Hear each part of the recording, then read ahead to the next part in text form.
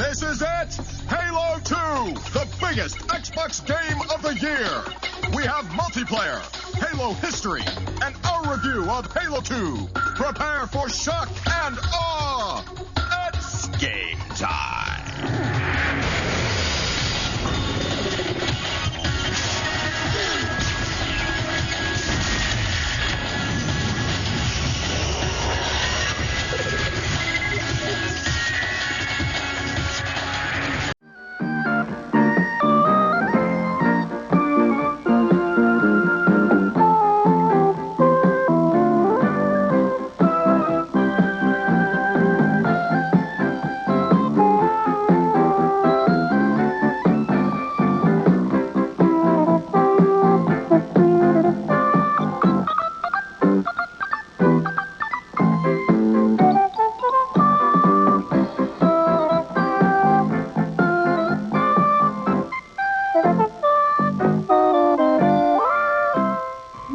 Return to a galaxy far, far away.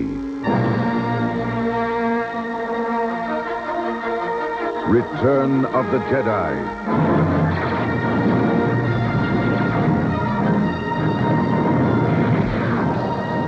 The next chapter in the continuing Star Wars saga. An epic of heroes, villains, and aliens from 1,000 worlds. Major Crop! The quest continues. The circle closes. The saga lives on. Return of the Jedi. Please welcome two people who'd rather be playing Halo 2 right now, Adam Sessler and Morgan Webb. It's not because of you, it's just because the game's better than people. Hello and welcome to this special Halo 2 edition of X-Play. Yes, this is the biggest Xbox game of the year, possibly the biggest game of the year. I can barely get it out. It's here, and later in the show we have a review of Halo 2. But that's just the beginning. Now, the first Halo was the best-selling Xbox game ever, and now Bungie, Halo's developers, are set to break their own sales record. And we'll tell you why by showing you everything you ever wanted to know about the multiplayer in Halo 2. Plus, we'll investigate the games that led up to the creation of Halo 2. And we'll show you all the very special things we learned from the Halo series. But we kick things off by totally spoiling the end of the first Halo. Yes. If you haven't beaten the game by now, you never will. Nope. Or you have a PS2. And if you didn't beat it on Legendary mode, then you haven't seen everything yet. But, well, you will, because we're going to show it to you right now. And it's coming Wednesday, and that's the good part, the third Star Wars movie. We've both seen it. I think it's terrific. How about you? I'll let you know later. In this show. Okay, I liked it. All right, very good. Return of the Jedi, which ties up nicely all the relationships between Luke Skywalker, Han Solo, Princess Leia, the robots, Darth Vader, Chewbacca. I can't believe I'm talking about these characters as if they were some kind of personal friends, but I think that's what they've become. Across the aisle for me for this special edition of At the Movies, which we're calling The Secret of Star Wars, Roger Ebert, film critic of the Chicago Sun-Times. And this is Gene Siskel, film critic of the Chicago Tribune. When the original Star Wars was released 6 years ago in May of 1977, it caught almost everybody off guard. Everybody, that is, except for millions of fans. The movie was not widely previewed for the press. It was only seen by a handful of industry insiders. But somehow the word spread in the science fiction grapevine that this space movie was something special. And on the opening day, even before the first show, there were lines around the block, and those lines went on and on and on until Star Wars became the top box office hit of all time. And that was a position that it held until earlier this year when E.T. finally slipped into first place. Meanwhile, the sequel, The Empire Strikes Back, is also among the all-time movie bestsellers. It's number 3 on the list. And the third Star Wars movie, Return of the Jedi, is expected to do just about as well. Well, why are these three movies such a phenomenon? What's the secret of Star Wars? Well, that's the subject of this special edition of At the Movies. Now, before we get too sophisticated with our answers as to why the Star Wars films have been so successful, let's make some obvious statements. First of all, the films, all three of them, are a childlike good time at the movies. They have a strong appeal to the most avid filmgoers around now, young people, who began, you'll recall, competing with each other to see how many times they could first see that first Star Wars film. Now, as for why the whole series as a whole has been popular, I think quality control is the big answer. Once the first Star Wars film was a hit, the rest of the series was going to depend on how well the second Star Wars film was made. Would it be made with the same cast and crew? Because if everything worked well in The Empire Strikes Back, Then Star Wars would become not just the name of a movie, but a brand name that would stand for a certain style and quality of entertainment. And The Empire Strikes Back was that good, as this battle scene demonstrates.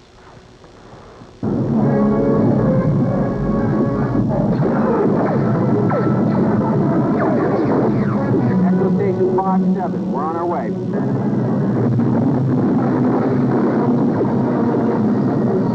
All right, boys, keep tight now. Look, I have no approach vector. I'm not set. Steady, Jack. Attack pattern Delta. Go now. I love those walkers, metal elephants, just great. Now, young people and older people, too, began to think of Star Wars as a brand name, as a guarantee of quality, with the Empire being so good.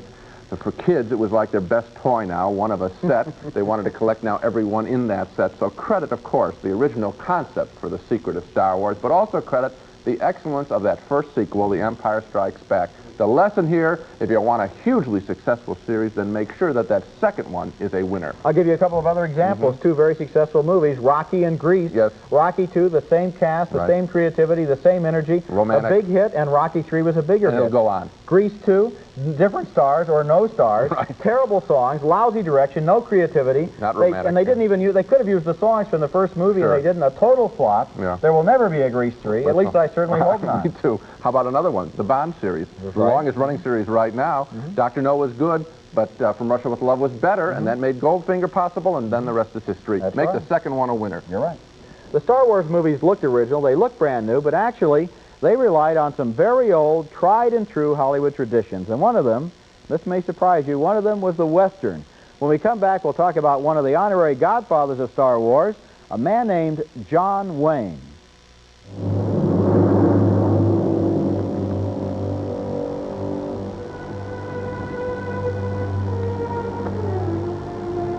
We've seen scalps before.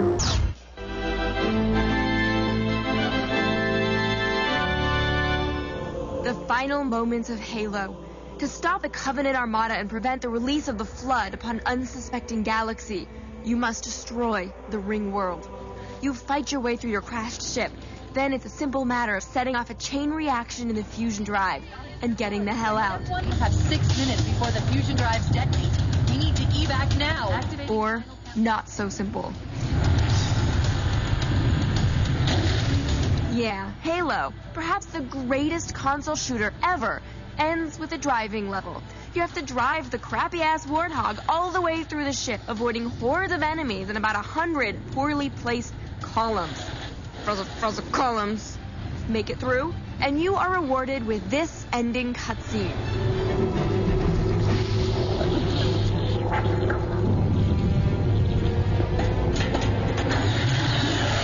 Cutting it close.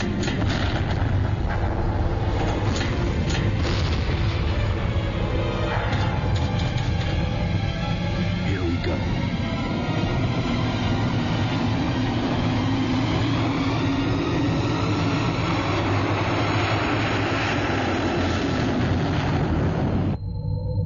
Come here, you mother... Vamos! Oh, this is it, baby. Hold me.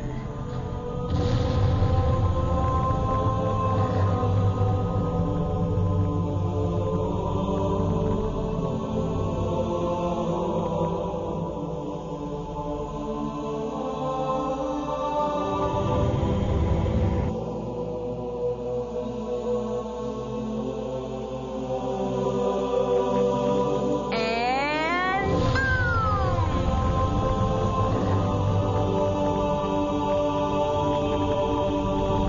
boom! Did anyone else make it?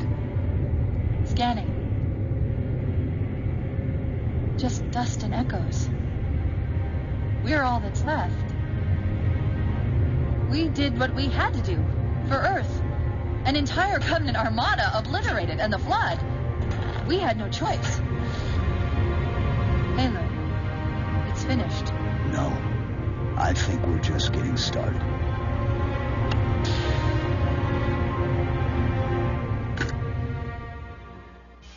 Hold me, Morgan. Nice try, but the show isn't going to blow up. At least I hope not. Anyway, the first Halo sets up the events in the sequel, but what came before Halo numero uno? We'll show you when we took a look back at what Bungie was doing in the years before Halo took over every Xbox in America, like the Flood. The Star Wars movies are famous for their futuristic technology and flashy-looking outer space hardware, but underneath the laser beams and the Death Star, the city in the clouds, and the overdrive that launches ships into hyperspace, it's a basic story form that goes back to the Western and back more thousands of years, back to the dawn of humankind's existence as a storytelling animal. The Star Wars movies are basically Westerns set in outer space. Movies with spaceships instead of horses, laser beams instead of six-shooters, with the same good guys and bad guys and the same basic idea of the quest.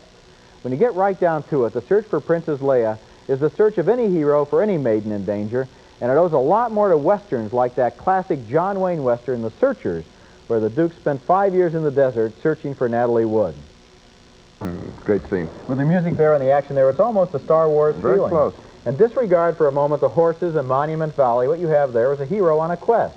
He meets threatening enemies, he visits strange places, he sees things he's never seen before, and his mission is to rescue a woman captured by a rival tribe. That's the same story as Star Wars. It's no accident the two stories are so similar. While he was preparing the first Star Wars saga, George Lucas read books on ancient mythology, books like Joseph Campbell's The Masks of God, about all of mankind's basic legends. And if you analyze the Star Wars movies, what you'll find is that these outer space epics use the same basic forms as Westerns, or medieval morality plays, or Greek tragedies. Basic story elements like the hero and his quest, the young prince and the wise old wizard, the powerful father figure and the heroine in distress. It's all in the book, and it's all in the Star Wars movies. Okay, well, let's take a closer look at those basic ingredients one by one. Now, one of the most tried and true archetypes of mythology is the young hero trying to become a man through a quest, through a journey. This appeals to all of us in the audience, even to adults who don't exactly feel like mature men and women quite yet, and so we want to experience this quest for ourselves. And so we have the young princess hero, and this is the role that Luke Skywalker fulfills in the Star Wars saga, as Luke becomes a searcher-like. Also on his journey to become a man, Luke has to battle against an evil force, of course, this time Darth Vader, here in a scene from The Empire Strikes Back. The Force is with you, young Skywalker. But you are not a Jedi yet.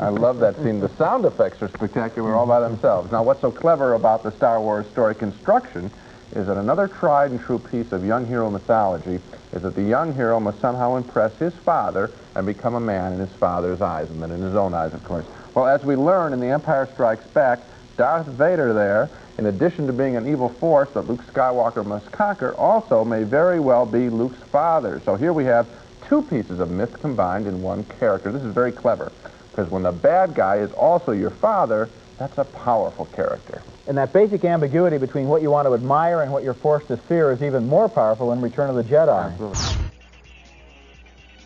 In the beginning, there was Pathways into Darkness. Bungie's first foray into first-person shooting was also the first original FPS on the Mac, and it was revolutionary. Stop laughing. It was 1993, and Pathways had paved the way for the game that put Bungie on the proverbial map.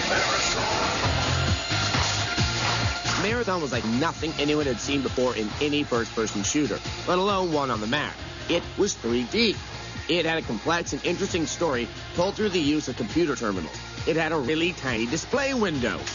You play as a mysteriously powerful security officer trying to eradicate the Four, aliens who invade your space station, the Marathon.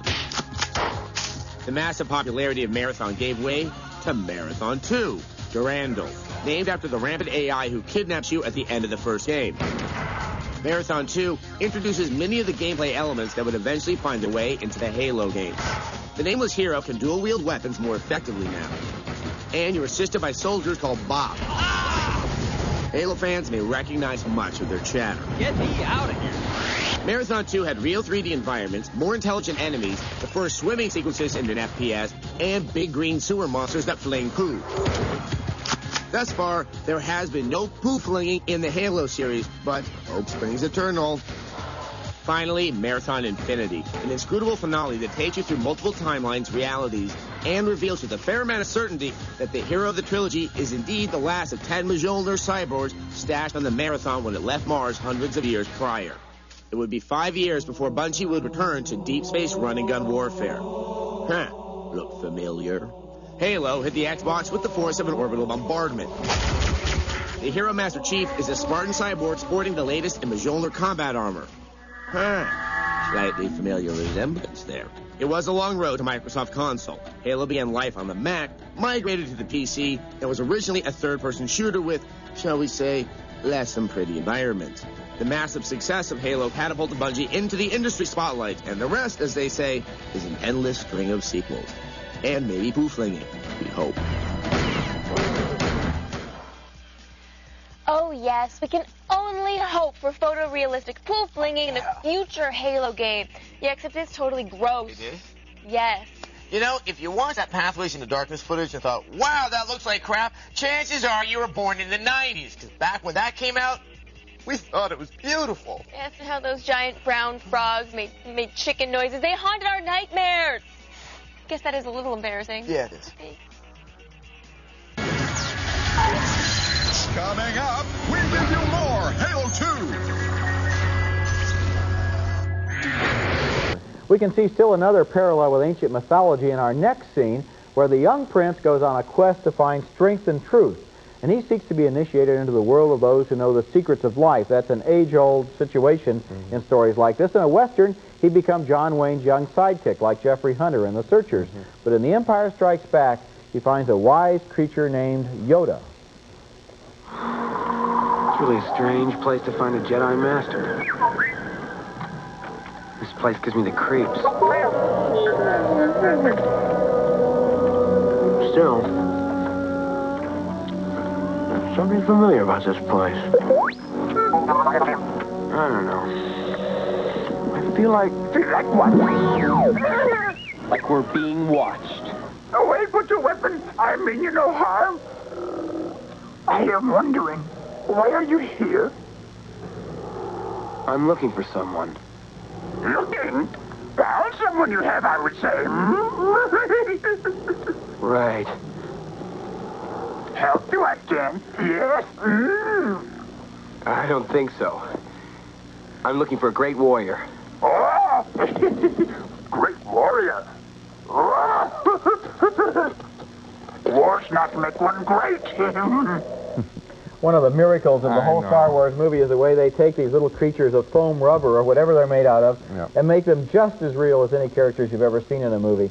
Yoda is one of the wise men in the Star Wars movies. The others, of course, include Obi-Wan Kenobi, played by Sir Alec Guinness, and in a strange way, in Return of the Jedi, even Darth Vader himself. Now, two other elements from mythology are the powerful father figure and the heroine in distress.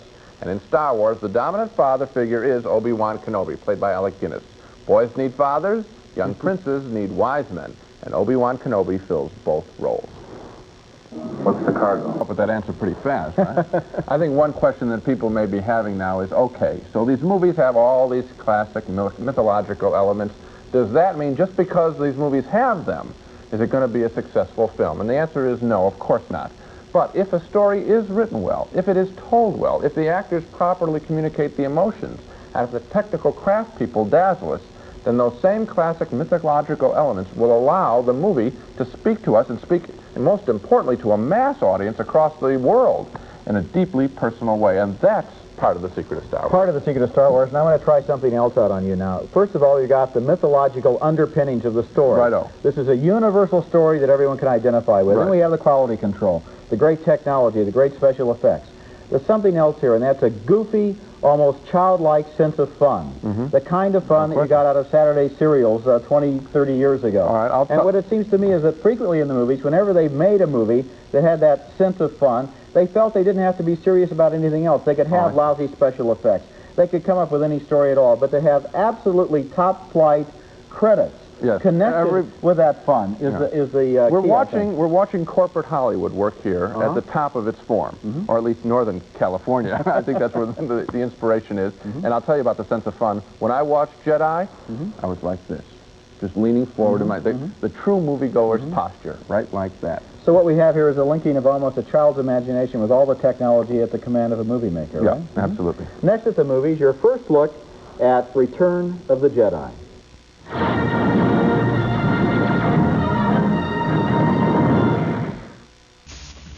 Once again, two people whose covenant broke a long time ago, Adam Sessler and Morgan Webb.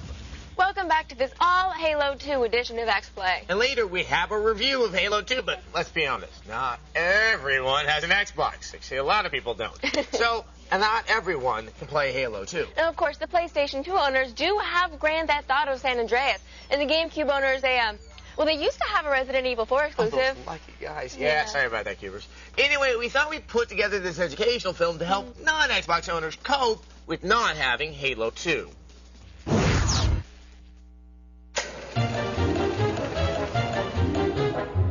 Hi there. This is X-Play's favorite human help desk in this office quadrant, Dr. Friendly, here to dispense advice like so many pills at an unlicensed pharmacy. Today, we're going to talk about Timmy. Timmy owns an Xbox. Timmy has had trouble from his friends. I have so many RPGs, driving games, and platformers on my PS2 that I can't count them all because I get confused after 7. Oh, there's nothing like having the masterpieces of Zelda, Mario, and Metroid to play over and over, discovering ever more subtle nuances with every bountiful experience. By the way, how was Grabbed by the Ghoulies? But he knew how to stand up to such exquisite excoriation. Well, Halo 2 is coming out sometime. But now, sometime is this time, Timmy. Halo 2 is here. Ha ha! Look at me having the time of my life. Now you'll get him. Man, all you do in this game is run around and shoot stuff. Yeah, and PS2 rules. Uh-oh, guys. Looks like the words didn't hurt, and you're all out of sticks and stones. How can you hide the pain? Try curling up with your GameCube network adapter and dream of the possibilities. Metroid Prime Online Co-op. Come here, my sweet love. Or just pop in Gran Turismo 4. Ooh, that's right. Sorry. PS2 rocks. Well, Timmy, aren't you excited to keep playing the game that has all the other console buddies verdant with envy? Actually, Mr. Sessler, I just want you to let me go home. Eventually, Timmy. Eventually. Wow, the end of that education really implied that you're holding an intern hostage in your basement, and that's a little creepy. Implied? I just do it so I can get away with saying it puts the controller in the basket or it gets the hose again. Oh, I like baskets. Now, some people think the games featuring as much chaos and carnage as Halo are teaching today's youth inappropriate and violent behavior. Well, shut up, people, because Halo teaches kids important life lessons, too. Like these ones that came to us from G4TV.com's Tina Wood. Today in Halo, I learned to take a nap. To always be aware of my surroundings. To share everything. Hey, guys. Hey, Timmy. To never hit my friends. Dude. To always watch out for traffic. In his hands, he got the whole And to never take things that don't belong to me. Thanks, Halo. I love you. See, games can teach peace, love, and understanding. That's right. And commercials can teach us that products like the Bedazzler and the Flowbee are an essential part of our lives. Let's watch some together. Oh, yeah, and later in the show we have our Halo 2 review. Flowbee. Insurance. Flowbee. Oh, wow, Bosley. Coming up, Time the leader. the multiplayer madness of Halo 2. And now scenes from Return of the Jedi. And this is the third movie in the Star Wars saga. George Lucas speculates that finally there may be 6 more, although I guess that after this one, we won't see these same characters again, except for the androids, which are going to be in all of the Star Wars movies. And Return of the Jedi is a movie very much in the Star Wars tradition, combining dazzling special effects, colorful new creatures from other worlds, and always those basic conflicts between good and evil, between civilization and barbarians, between youth and age, between the hero's quest and the destructive plans of the villains. In this scene, a battle is underway on the desert planet, and Princess Leia, Luke, and Han Solo are in danger once again. Come on, we gotta get out of here. Oh, my eyes! Doctor, help! Wake me up!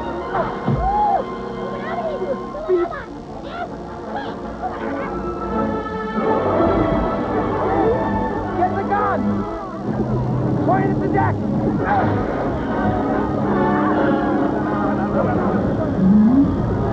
Point at the deck! Oh, you ready to be buried? I couldn't possibly, Joe. There you have it early in the film, some of the basic elements, the princess, the hero, the quest, the chase, the rescue, and of course the strange monster, that thing that's down in the sand that's going to gobble them all up. Right. Well, now, Roger mentioned the classic old story elements in Return of the Jedi. In addition, Jedi, like all the Star Wars films, features the old and the new. The classic old story we just saw in that first clip, mixed with the new special movie effects. As in this Jedi scene later in the picture where Han Solo, Harrison Ford, chases a stormtrooper in a Star Wars version of a bike chase through a moon forest.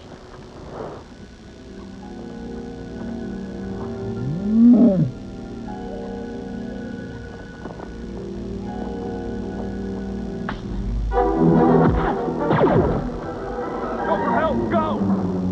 Wait, come on.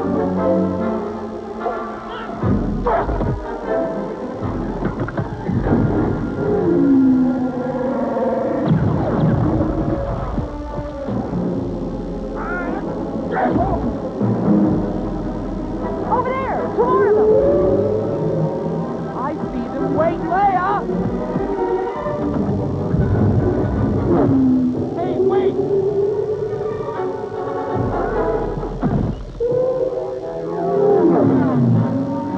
Switch, jam their conflict, center switch!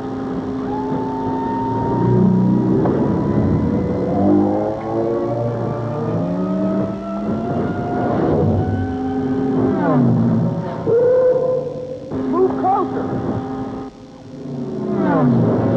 Get alongside that one!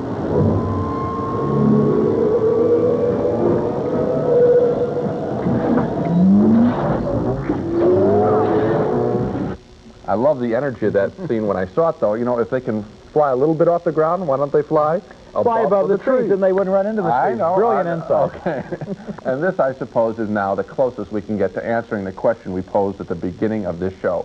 What is the secret of Star Wars? The answer, something borrowed, something new. Something old, the classic story, and something new, these eye-popping special effects. Next at the movies, 2 more secrets of Star Wars, secrets that are maybe a little more offbeat. Use sandpaper to clean your bathtub? Ridiculous. Yet, if you're cleaning with scouring powder, you're probably... The original Star Wars movie as the first big video game, as the movie that gave kids what they want in entertainment. Fast-paced, action-packed scenes like this video game. See if you agree. In this scene from Luke and Han Solo and Leia putting a quarter into a machine. Just a great scene. And another secret of Star Wars has to do with the ancestors of the androids in the series, especially that squat, timid little fellow known as R2-D2. The basic inspiration for a compact little android like that goes all the way back to a 1971 science fiction movie named Silent Running, starring Bruce Dern as an outer space forest ranger, and his assistants were 3 little robots named Huey, Louie, and Dewey. They look familiar next to R2-D2, who is everybody's favorite squat little android. So we've got androids and video games, old mythology, new special effects. The secret of Star Wars. Next week, we're back to reviewing 4 new movies, including a review of The Return of the Jedi, Join us next week, and until then, we'll see you at the movies.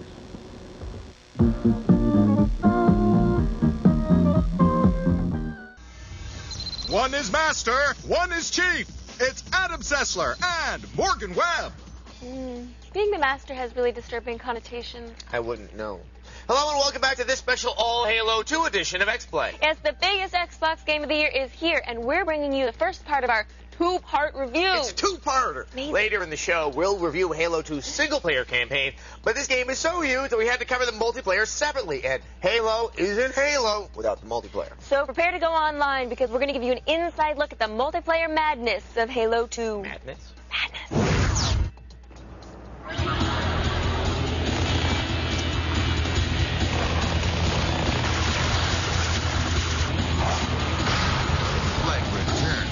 Halo's single-player mode was good.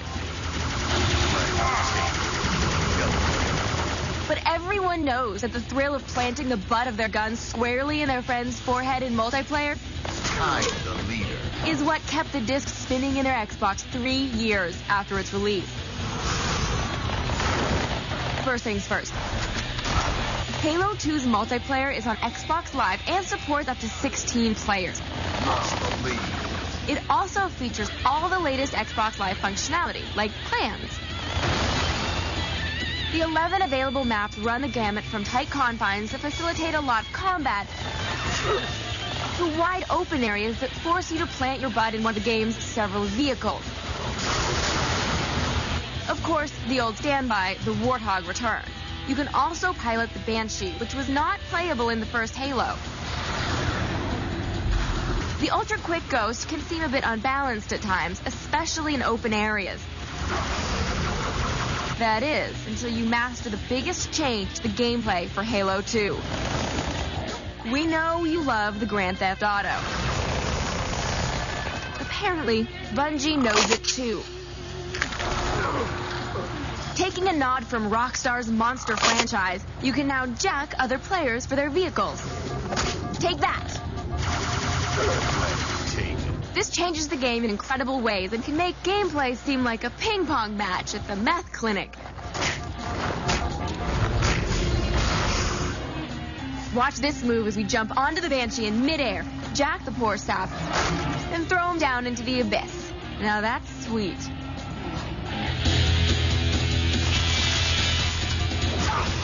There are 7 game types with enough customization to tweak it to your liking. Assault is brand new and plays much like Counter-Strike. Bomb planted. Oddball has you playing Keep Away with a skull. Juggernaut is like playing tag, where one person is hunted by all the other players. Territories has you capturing and holding particular parts of the level. Territory lost. And requires a lot of teamwork. Then you have the typical Slayer, King of the Hill, and Capture the Flag modes. What we believe will be the most popular is Team Slayer. It's simple, team-based, and more fun than scratching a dog and watching his leg kick.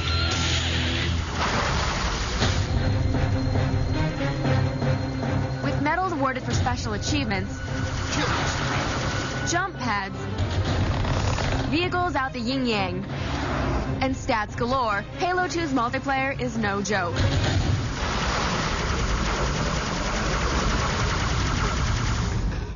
Kicking people and stealing their vehicles never gets old. No, it doesn't. Not here, not at GTA. And with the replay value the multiplayer brings to Halo 2, this might be the only Xbox game you need to buy this year, because you will spend hundreds of hours playing it. Of course, you probably won't even start on the multiplayer until you finish the single-player campaign. We have our review of that coming up next. Up next, here's the big one, our review of Halo 2. Our next movie is the latest installment in the most phenomenally popular serial in movie history. It's Return of the Jedi, the 3rd chapter in the saga of Star Wars. And maybe the best way to review this film is just to simply say that producer George Lucas and his Star Wars team have done it again. This is the kind of movie we've come to expect in the Star Wars series, a combination of strong plotting, lots of action, swashbuckling melodrama, corny philosophy with apologies to followers of the Force, and also the most mind-boggling special effects in the history of the movies. Here's a scene from earlier in the film as our old android friends C-3PO and R2-D2 are approaching the fortress of the evil Jabba the Hutt to beg for Han Solo's release.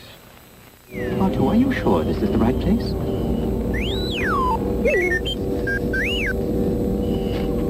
They'd better knock, I suppose. There doesn't seem to be anyone here. Let's go back and tell Master Luke. Goodness gracious me. R2 detour.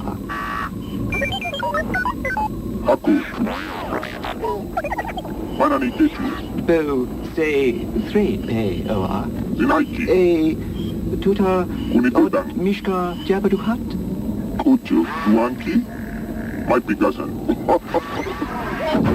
I don't think they're going to let us in, R2. We'd better go.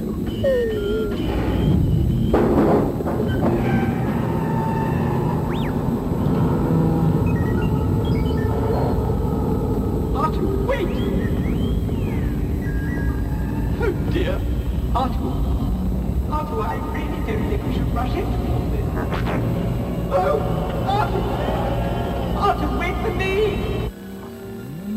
Later in the film, on an alien moon, there's a great chase sequence with flying motorcycles. Go for help! Go! Great. Come on.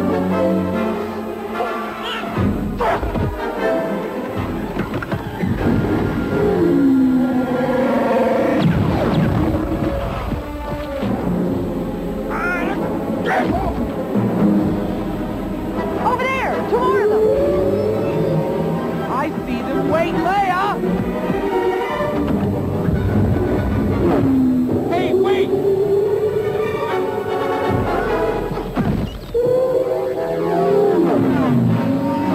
Quick, jam their conflict. Center switch.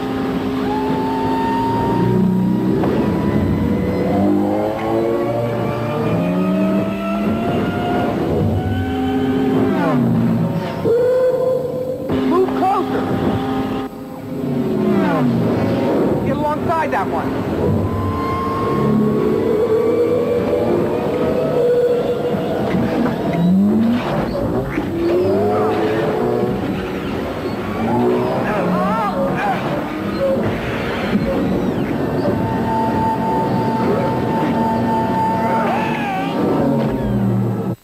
Now, of course, you might not unreasonably ask why they didn't avoid all those problems by simply flying above the treetops.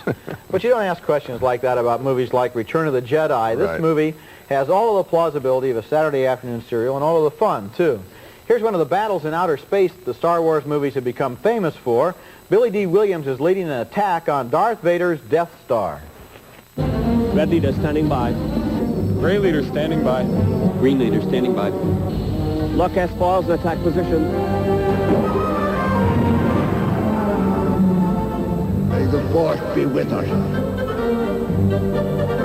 We've got to be able to get some kind of reading on that shield, up or down. Well, how could they be jamming us if they don't know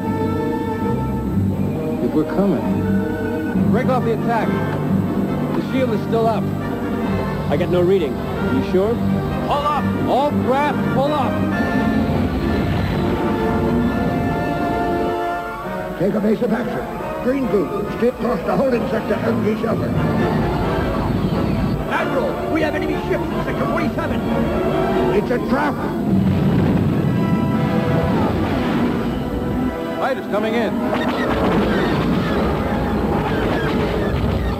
If you didn't know better, you'd say they went into outer space to shoot that on location. George Lucas claims that there were about twice as many different special effects in Jedi that there were in the original Star Wars movie, and that the space battles, like the one we just saw, are at least twice as complex.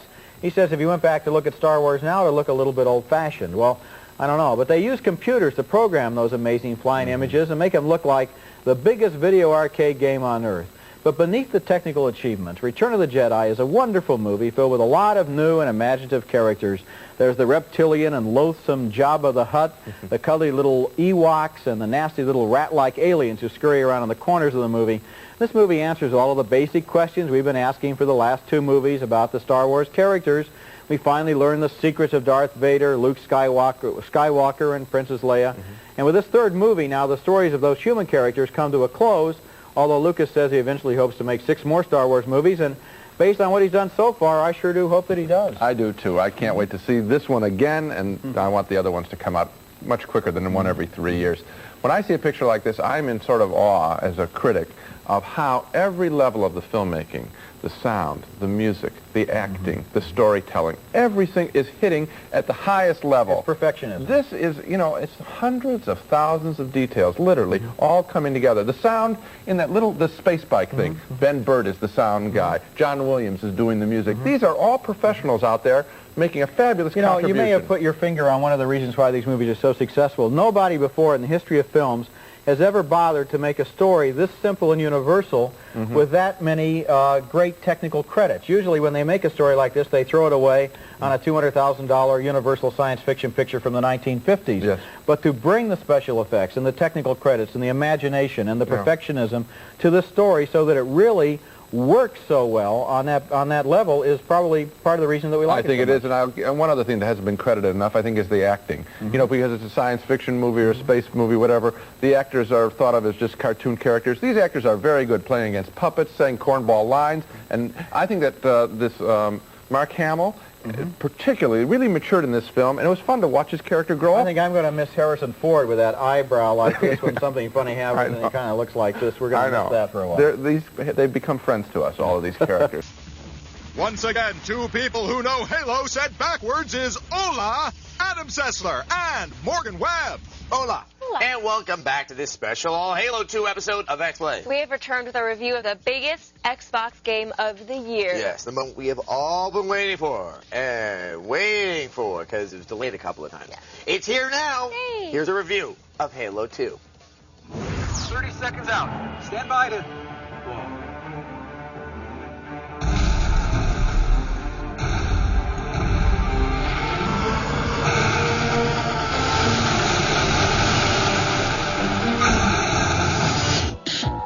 The big green hunk of metal and tubing that is Halo's Master Chief is a bit of a video game character anomaly. For a break, he flew pretty good. You see, the Chief wouldn't be caught dead in a spandex jumpsuit. Tell that to the Covenant. Chief also takes substance over style, and so does Halo 2, with frenetic gameplay that will leave you breathless.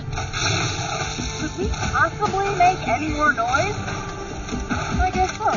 Master Chief thought he had finished off the Covenant when he blew Halo with a charge. When you first saw Halo, were you blinded by its majesty? No, but I ended up with a wicked case of hairy palms. Master Chief returns to Earth a hero. You look nice. Thank you. For the Covenant commander held directly responsible for Halo's destruction, things aren't so hot. After taking his licks, he sent on a suicide mission to stop the Chief. And, oh yeah, the Covenant have discovered Earth's location. They're not happy. Dear humanity, we regret being alien bastards. We regret coming to Earth. And we most definitely regret that war just blew up our raggedy-ass fleet. Hoorah! The fundamentals of warfare are still in place. You have a limited number of weapons you can carry. Grenades are mapped to the left trigger. Taking out alien scum with a butt of your gun is still one of the most satisfying things in all of video games. You can now carry a gun in each hand. And it's fun to just mix and match to find the best results for each enemy type. This complicates tossing grenades, but we got over it pretty quickly. Grenade! It's live! It's live! Hey! You very bad thing! Another important addition is the ability to jack vehicles at any time. It makes some parts of the game seem like Grand Theft Auto crossed with a giraffe on roller skates. Many of the old weapons have been revamped, like the Needler, which is no longer worthless. There are also some new ones like the ever-powerful Energy Sword. With smarter allies, new enemies, weapons, and incredible gameplay, Halo 2's campaign is a dozen hours of eye-blistering, synapse-searing bliss. But what we love most about the Halo series is that Master Chief is just some dude in a spacesuit that spits out corny one-liners. Master Chief, defend this station. Yes, sir. I need a weapon. Right this way. It's funny how an excellent game like Halo 2 can make that seem all right. Just about everyone will find something to like about Halo 2. Well, except for maybe the ladies. Oh, I know what the ladies like. All right, maybe they'll like it too. We give it a solid 5 out of 5.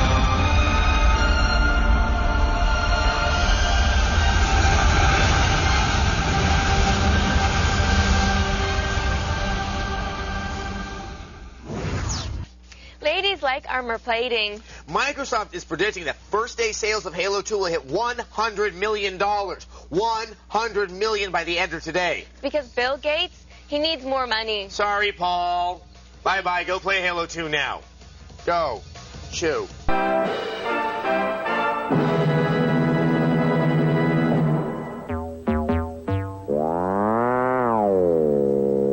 Pamela, you are a thirsty plant. Feeny can water you. I don't want to be watered on by Feeny. Look at each other. Say it again. We pledge eternal love.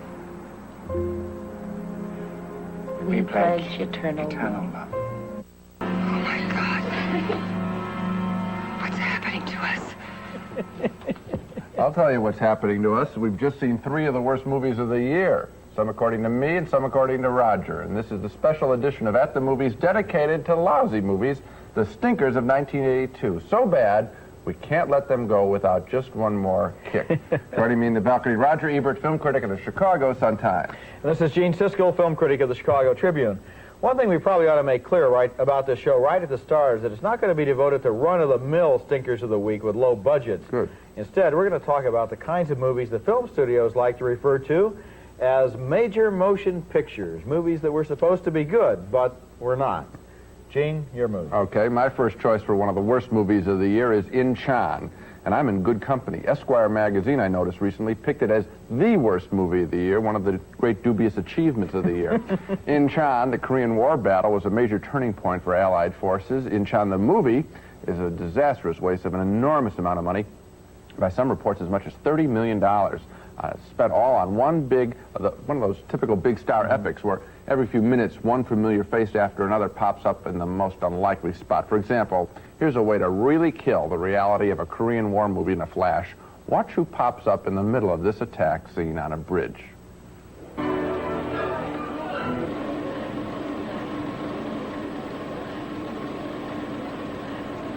going to have to get out as soon as we get to the other side of the bridge.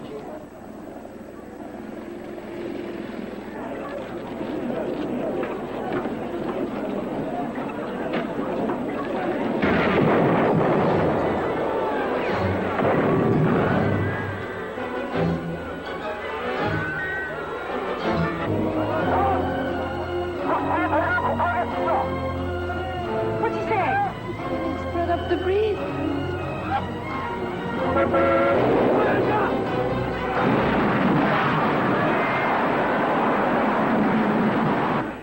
Yes, that's right, Jacqueline Bisset in a sundress, a bombshell amid the bombshells. And there are more stars, Ben Gazzara, Richard Roundtree, Laurence Olivier as General Douglas MacArthur. I sort of enjoyed Olivier in the movie, but that was it. The rest was just one close-up of a building or a tank or a bridge, and then no surprise, whammo, it blows up real good. To think of the good movies that could have been made with all the money spent on Incheon, it almost makes this more than just a bad movie. It's sort of shameful.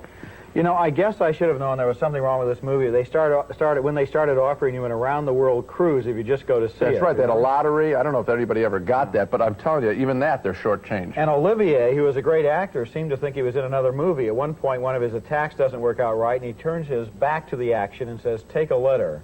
And he starts dictating his resignation to Harry Truman, and it's almost like a Shakespearean speech. He seemed to be totally in a different world than the world of the Korean War. I know, I thought he was okay, but this, it's just a waste. There was nothing special about this film. You're right. There was one thing special about it. Wasted $30 million on a movie that hardly anybody saw.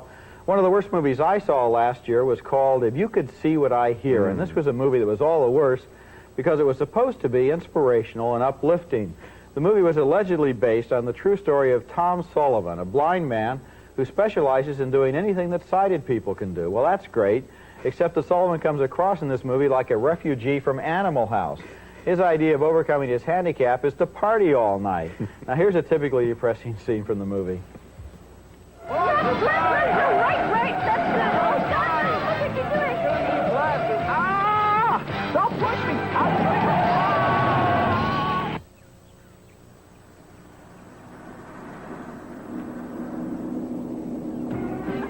Look out, G-Man! Oh, my God. They took my license away last year. All right, hang on, guys. We're going to run for it.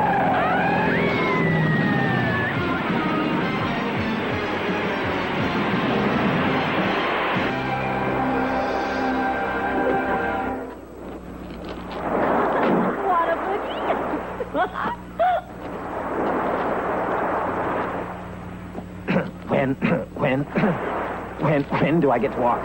Well, go to hell. Well, your friend is blind? More or less. Yeah. Then why the hell is he driving? Because he's the only one who's sober. Isn't that inspirational? A blind man overcomes his handicap and somehow finds the inner strength to become a drunk driver. In another scene, he skydives and almost kills himself and pulls down a power line, and then he has a great time in a bar where he grabs women and pretends, he didn't know they were there. He's also a great wit. At one point, he's offered some drugs, and he says, no, he's too busy drinking himself to death. If this movie really is based on a true story, and if Tom Sullivan's friends really do encourage him in his brainless exercises in self-destruction, then this movie would depress me even more than it already does. You know, you really have to go far to make a movie about a handicapped person that has you not caring about that person, or, in this case, hating that person and wanting to get away from them. I found the film particularly offensive. It seemed to be saying that a person with a handicap can get away with anything. And, of course, even handicapped people resent that. My test was pretty simple. I thought that the guy in this movie, who I suppose is not exactly like the real Tom Sullivan, at least I hope not, was so obnoxious that I would do almost anything not to be in the same room with him. Exactly. So that's not very inspirational. Or the same movie theater with him in particular. Right. Okay, next at the movies, one of the biggest flops of the year featuring the film debut of a great artist.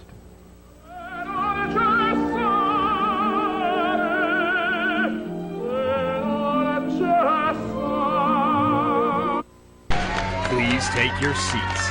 It's Adam Sessler and Morgan Webb. Ladies and gentlemen, welcome to X-Play. You have happened upon one of the great moments in television, the annual episode when we celebrate the greatest achievements in the video gaming arts. Welcome to the 3rd annual Golden Mullet Awards.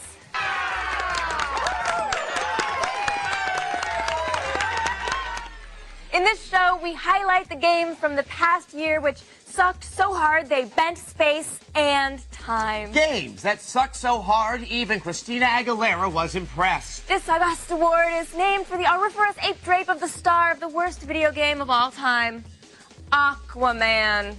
In the dimly remembered past of 2003, we reviewed this shining pillar of crapulence, this triumph of boring poopitude. And we realized that Aquaman's sun-colored short long was worth more than a simple joke about the shoddy Alabama school system.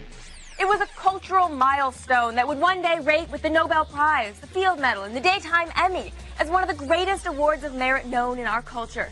Tonight, history will be made.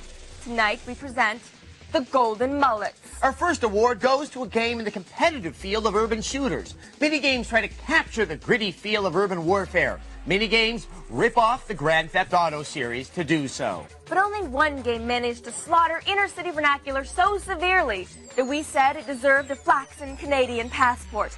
Here's our first winner, 187 Ride or Die. Yo, you crazy. You can't touch me, In this age of 15-button controllers and instruction manuals the size of War and Peace, it's rare to play a video game that gives you few options. And with this one, you have just 2. You either ride, or you die. And then you play 187 Ride or Die while you're burning in hell. Well, because we imagine that's the kind of game people will be playing in hell. This French-developed ride through seedy, bullet-ridden streets lacks all street cred. Oh, here's a clue. If you're gonna make a game all crunked out with OGs and gangstas, don't let Pierre make it. This is how OGs do it. Ya heard? G-Rider. Now you've been trained, gangster. You call that G-Ride? Then rat-a-tat-tat-tat. You getting crunk out in these streets. Dog. This game tries to be black harder than Urkel ever did, and it fails miserably. My boy Buck! But games aren't all about subject matter, right? And at first glance, Ride or Die can easily be mistaken for a Grand Theft Auto clone. Don't be fooled. It's more Twisted Metal than Tommy Vercetti. In fact, you'll never leave the confines of your vehicle, unless you count hanging out of the sunroof. This game is all about the cars. Though there really aren't that many of those. Ride or Die's single-player game is lighter than a crack whore on a 2-week binge. You play as a young thug named Buck who's trying to climb the crime syndicate ladder. Buck's boss is a Biggie Smalls knockoff named Dupree. If you fail, you die. Nice guy. Dupree's at war with another loser named Cortez. Yeah, you got the best of me now, dog. So it's only a matter of time before good old Buck gets caught in the middle. Let's do it right now, right here. Toss in a heaving helping of TNA, and the urban-themed action game stereotype is complete. And what do gangsters do when they've got beefs with other gangsters? Why, they race against each other, of course. And in 187 Ride or Die, they can shoot too, which begs the question, why bother racing when you can stand on solid ground and shoot each other? Though the premise is flawed, at least there are a few different types of races. There are simple lapped affairs where you have to finish first, deathmatch-style brawls a la Twisted Metal, running from the popo, as the game calls them, and the dreaded escort mission. The weapons are what you'd expect. There are bombs to leave on the road, and plenty of firearms. Hell yeah, come on, get some! The gameplay is aight, but after a couple of hours, old man tedium takes a crap in the lazy boy. All you're left with is a typical story and voice acting that could have used a Hooked on Ebonics class. Then you can get gully with it, player. Even the cooperative multiplayer, where one person drives and the other shoots, can't save this one from the crack vial-infested gutter. A Twisted Metal clone without the twist, Ride or Die is a racer that's easy to pick up and even easier to put down. If sucking were a bicycle race, 187 Ride or Die would be the Tour de France. We give it a 2 out of 5. Get gully with it? I'm pretty sure the French people made that up. No, Morgan, that actually is hip urban slang. You know how gangster rap artists draw inspiration from Scarface? Oh yeah, the Diddy loves some Tony Montana. Yes, well, gangsters have a similar love for Fern Gully, the last rainforest. Getting gully with it means you're pretending you're an Australian fairy. Heath Ledger? And now it is my pleasure to present, if not the worst movie of the year, at least this, the worst movie dialogue of the year. And it comes in a film called Yes, Giorgio, with opera star Luciano Pavarotti making his film debut and maybe his film farewell, playing an Italian tenor on tour in America who falls for a pretty Boston doctor, Catherine Harold. In this memorable scene, Pavarotti, playing a singer known as Giorgio Fini, tries to convince Catherine Harold to accompany him to San Francisco. The great line of dialogue comes at the end of the scene. Last night I could not sleep until I know what to do about Pamela. Then all at once, I know what I must do. A ticket to San Francisco? Si, come carissima. The plane leaves in 45 minutes. Oh, no, thank you. It's a very generous offer. In fact, the nicest I've had all day. But in case you've forgotten, you're a married man with 2 children. And I love my wife and my family, and we have a wonderful life together, but my private life is my own. Do me a favor, Giorgio. Go to the airport, get on that plane, and fly out of my life forever. Do you think I do this for my own pleasure? Believe me, I do this for your own good. Believe me, it's for a fling, no? These two, but more. Please just leave me out of your fantasies. This is no fantasy. This ticket is real. I am real. Pamela, you are a thirsty plant. Fini can water you. Well, I don't want to be watered on by Feeney. Who can blame her? Who would want to be watered on by Feeney?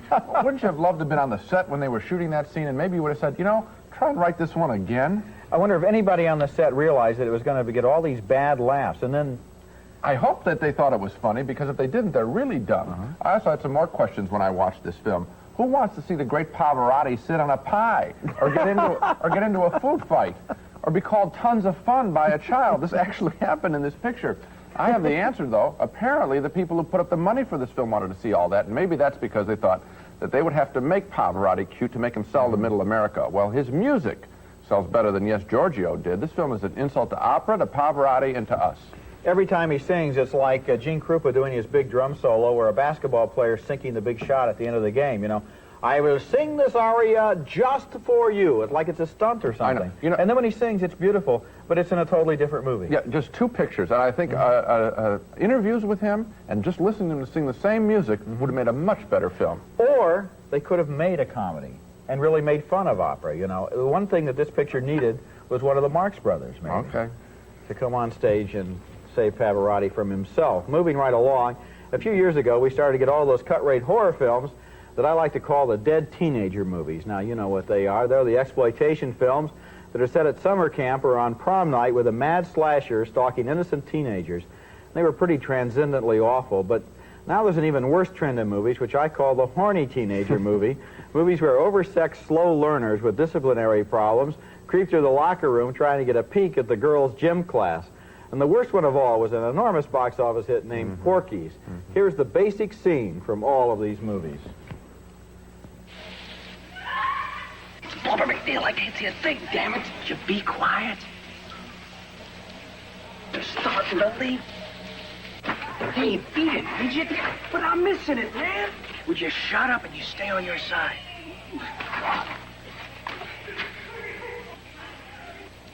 Damn it, will you move it, you lard? Sounds like a guy's voice. Yeah, who is it? Who's staff here? Don't be alarmed, girls. This is just your health department. You better get yourself out of here, otherwise you'll get in big trouble. In spite of the juvenile snickers of some, this is a serious matter. That seducer and spoiler must be stopped. He's extremely dangerous. And, Mr. Carter, I'm certain that everyone in this room knows who that is. He's a contemptible little pervert who's... Boundbreaker. Well, I'm sorry. But I've got him now, and I'm not going to let him slip through my fingers. And that's another basic scene in these movies, the teacher is cretin. Now, there's nothing wrong with teenage movies about love and lust and summer romance. There's an old tradition in these movies going all the way back to the beach party films and all the way forward to Brooke Shields and Blue Lagoon. But movies like Porky's are so dirty-minded, they aren't any fun. They don't see women as friends and lovers, but as mindless targets for idiotic practical jokes. And you know, one of the strangest things about Porky's was that there wasn't a single friendship between a male and a female in this whole movie. The movie had a really weirdly frightened and hostile attitude toward women. Yeah, that's the way I did it in my review. I thought the same way. I thought this is basically a hate women picture, and I know there are lots of people, since this was an enormous hit, it was grossed over $100 million, who are thinking, come on, it was just innocent fun and just laughs. I honestly didn't laugh. I thought it was very, very cruel. Women as oversexed butts of jokes, and guys as ogling them all the time. Plus, there was a lot of racism, and racism used to have you laugh at the subject of the racism. This was a mean little picture, and I am stunned by its success. Do you think that maybe it just kind of snowballed, that there were 2 or 3 scenes in it that were kind of sexy and people talked to each other and they went to see it? And I think there was that. I think they had a very sophisticated ad campaign that brought a lot of people really in. a sick picture. I think so. Next at the movies, a miserable sequel, or was this one a prequel? Welcome back to X-Play as we present the 3rd annual Golden Mullet Awards. Not all of the Golden Mullets are being presented here tonight. Now, earlier this week, the Dragon Ball Z Technical Awards of Non-Excellence were handed out at a Radisson in Burbank. I hosted these awards. Apparently, I had a bit too much of a drinky and got in a fight with a guy named Garlic Jr. I really don't want to talk about it. Then don't. Some games are born to suck. Some achieve suck. Others have suck thrust upon them. but it is only a very few which manage to suck in a truly epic way. These games are part of a special group that include Drake and the 99 Dragons, Superman for the N64, and of course, E.T. This year, one game offered $1 million prize for online play. That never actually gave anyone the money. What it did deliver was a grossly overblown orchestral score for every boredom-laced moment of the game. Ladies and gentlemen, our next honoree is Advent Rising. Ooh. When a game's called Advent Rising, you can typically smell the sense of importance wafting from the DVD case. It smells like Roger Waters on fire. But it doesn't stop at the packaging. This is the beginning of Advent Rising. Important cinematic opening, big things are happening. How big is this thing? It's big. Then it switches to important, slow-moving gameplay. But it's really easy to not realize that you're supposed to control the ship. No, that would break the illusion of futuristic boredom. Then you have to walk. Okay, I dance. But you have to do it through miles of an uninteresting space station where everyone ignores you. Whoever thought this would help articulate a fully realized world should realize that stale matzah covered in Marmite engenders a stronger reaction than this Tomorrowland cafeteria. Then the story starts. I know it's a big old deal that space scribe Orson Scott Card wrote this self-professed epic, but doesn't he undermine it with characters like this? A what? A complete language dump. Suck up, brother.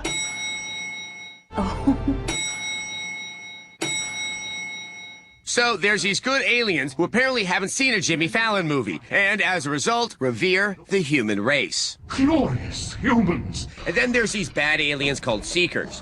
I don't know what they're seeking, but from the look of it, it's a role in the next Halo game.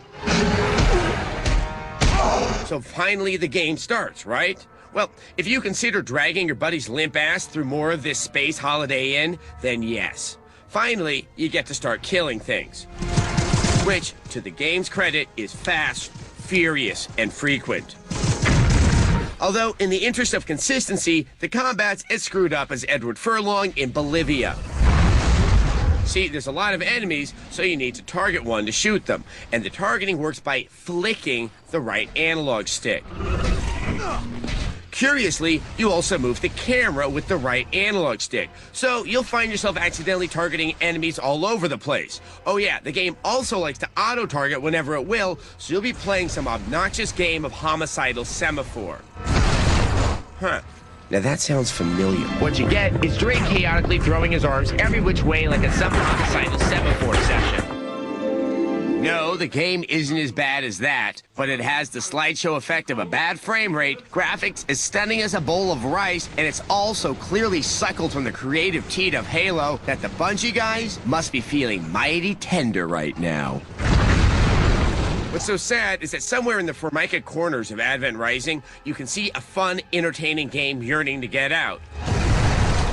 Instead, there's a whole bunch of overblown concepts that get so in the way of the game that it trips over itself to a 2 out of 5. I'm gonna feel that one in the morning. Wow, Adam, that is a powerful game. You know, I had so often said to myself, I wonder what it would be like if Halo were horrible. Now we know, Morgan, and knowledge is a kind of death.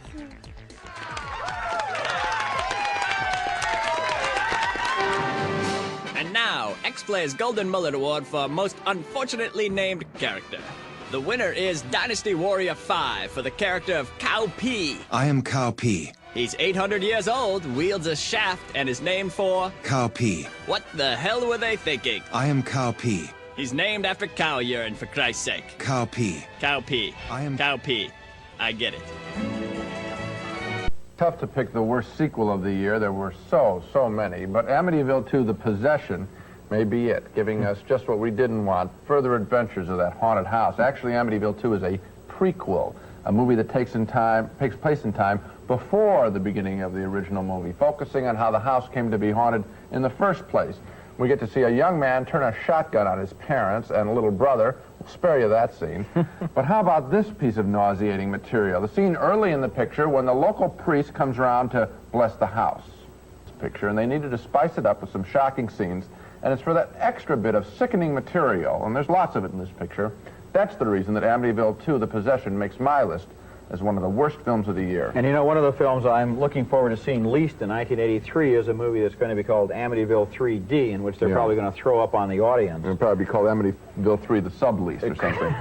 When I was a kid down in downstate Illinois, we used to go to the carnival in the summertime, and they had a tent called the Geek Show. Exactly. Where they had a guy who came around and he would bite the heads off of live chickens, and you paid 50 cents to see that, right? And you only wanted to see it once. Well, I think I learned my lesson in the Geek Show, and I don't have to see movies like Amityville 2. They are made by people with absolutely no shame. They are only interested in getting some kind of rise out of the audience and, you know, just throwing something special at them so we get the shotgun stuff on the little kids. At that point, I really wanted to leave. I wanted to ask the people who were in the theater, why didn't more of them get up and split? I can't understand it. Well, now we come to what I consider the smarmiest movie of the year, a real piece of tear-jerking dreck named 6 Weeks. This is a movie starring Mary Tyler Moore as a millionaire mother of a little girl who's dying of leukemia, and Dudley Moore is the congressional candidate who enters their lives, falls in love with the little girl, and then falls in love with her mother. It's also bittersweet. It's sickening because this is a serious subject, and it really shouldn't be handled in this way. See, for example, if you can sit through this scene without squirming.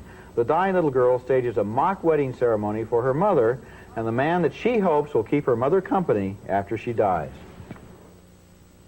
Okay. Raise your glasses. Good idea. Sounds right. And repeat after me. We pledge eternal love. We pledge eternal love. Eternal love. Look at each other. Say it again. We pledge eternal love. We pledge eternal love.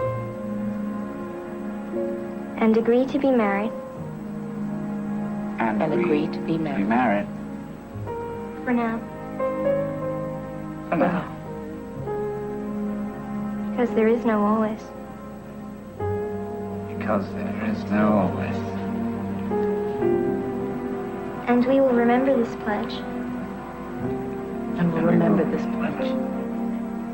Until we no longer remember. Until we no longer remember.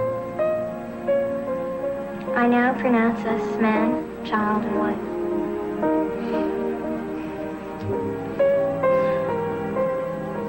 You may now kiss the child.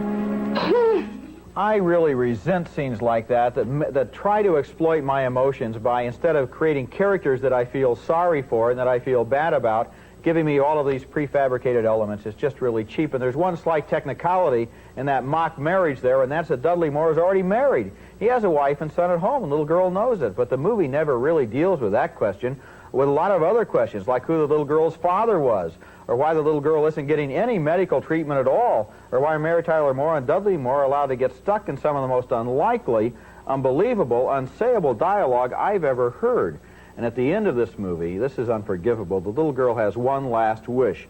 She doesn't stop halfway. She wants to dance the lead in the Nutcracker Suite at Lincoln Center. And of course, they arrange it, and she gets her wish, and then she dies.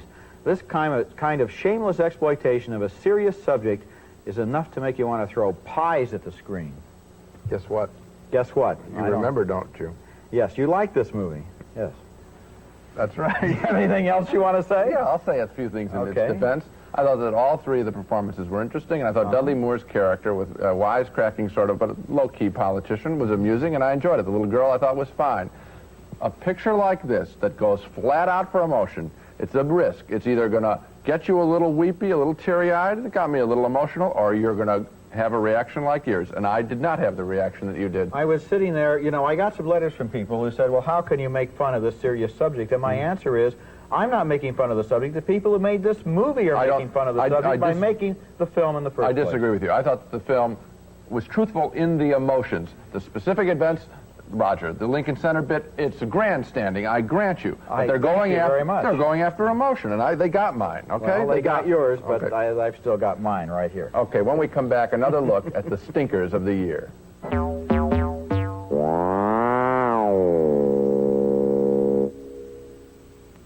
Welcome back to X-Play's Golden Mullet Awards, celebrating the greatest achievements in video game badness this year. Now, for years, movie games have been at the forefront of being an aberration in the eyes of God. From Land of the Dead to Catwoman, these games take the worst aspects of a bad movie and turn them into a mess that can barely be called a game. The few of them have the balls to combine the sucktastic nature of movie games with the History Channel-style boredom of real-time strategy. Alexander had those balls. And here is our next honoree. I've known many great men in my life, but only one Colossus. I have known a great many games in my life, but only one Colossus. And by that I mean a colossal piece of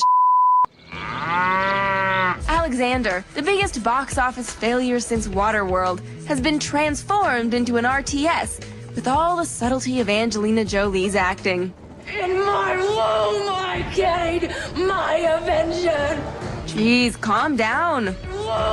Alexander seems like the perfect fit for a strategy game. He is still regarded as one of the finest military minds in history. But as you play the game, you'll realize that there is no use for tactics or strategy. Just point, click, and watch your perfect formations fall into a chaotic mess of sweat, blood, and men.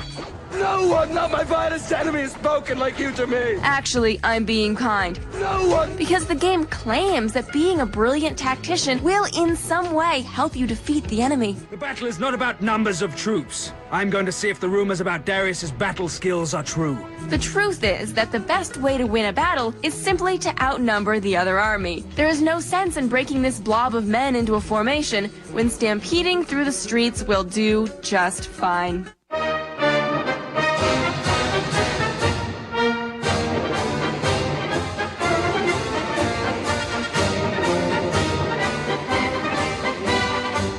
A marching band of death.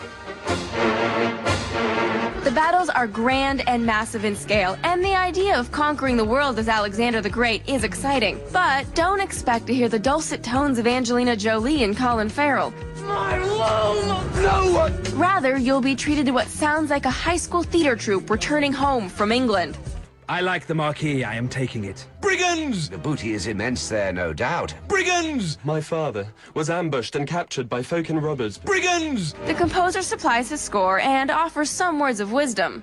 I try to remember how is to live at the time, and by thinking, you reduce the chances of something.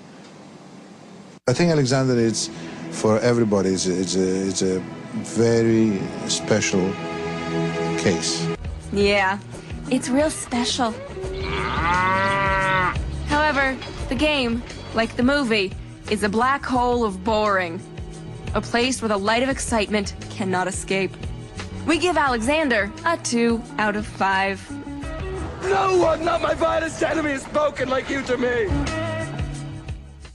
You know, if they were going to make a bad game about Alexander, why couldn't it be bad in the way the movie was bad? You really want a real-time strategy game with more eye makeup? I was thinking Fat Val Kilmer. They should have made Sexy Eunuchs a hero unit. Certainly seemed to up Colin Farrell's stats. Yes, he's back from a long, hard year. Aroma, the educated skunk, helping to recap the year's worst movies, the stinkers of the year. And in addition to the stinkers we've already reviewed, we both decided to name a few more to round it out to 5 stinkers apiece. My first stinker was If You Could See What I Hear, a movie that was supposed to be inspiring, but made its blind hero look like an irresponsible clown. Next was Porky's, the dumb movie about dumb teenagers undergoing an idiotic initiation to sex.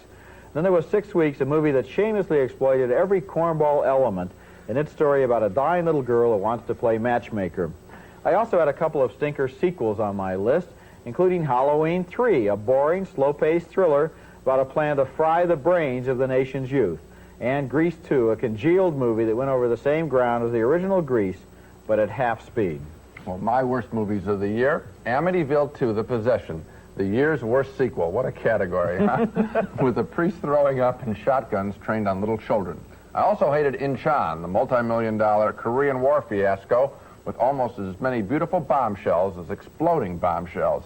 And yes, Giorgio, what more can I say than what the film said? Fini can water you. And I can't help from adding to my list 2 more films. Neil Simon's I Ought to Be in Pictures, with a smart-aleck daughter learning to accept her smart-aleck father, Walter Matthau. Lately, Neil Simon has been writing gags, not characters. And finally, Partners, with Ryan O'Neal and John Hurt, an insulting depiction of a couple of cops, one gay, one straight, trying to solve some murders in the gay community. They tried to play this one for laughs, some fun. And so much for 1982 and for the stinkers of the year. Join us next week when Gene and I look at some much better movies in a special show called Winners That Were Losers. These are movies we like a lot, but they lost out at the box office. So until then, we'll see you at the movies. Promotional considerations paid for by Ward Johnston, Johnson Wax, and Super Pop Popcorn. Hooray for Raisinets. Now you can enjoy one of the all-time favorite movie candies at home. Goobers and Snow Caps, too. Hooray for Raisinets. Glade Aerosol, the air freshener that instantly makes your home fresh. One spray and you'll know the difference Glade made. Super Pop Popcorn, a tender, delicious, nutritious snack at an economical price. Super Pop Popcorn, it's the one snack you can't eat alone. Super Pop.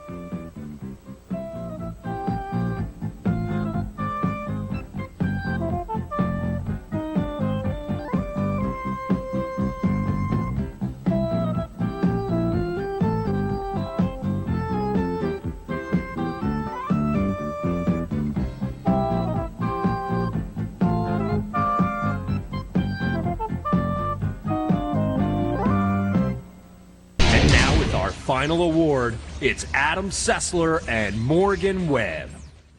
Welcome back to X-Play's celebration of the worst in gaming this year, the Golden Mullet Awards. Many of tonight's honorees actually received a score of 2 out of 5. You may be wondering, if they're the worst, why not 1 out of 5?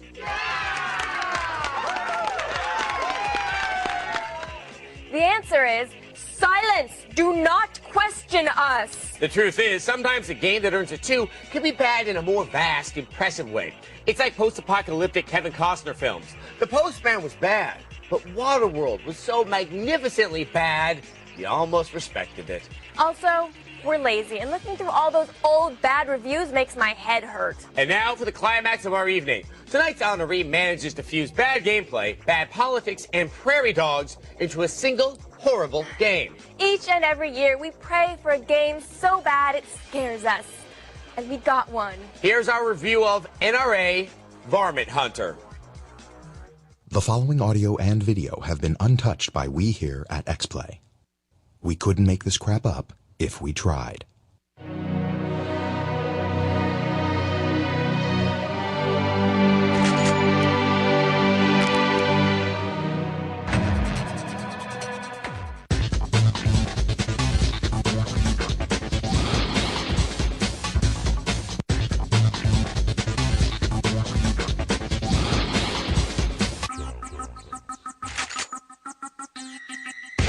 I do try to keep an open mind. No, really. I'm reviewing NRA Varmint Hunter because we want to showcase a variety of cultures on X-Play. This is the culture that enjoys killing small rodents from a distance. Think of it as shock and awe for the lonely.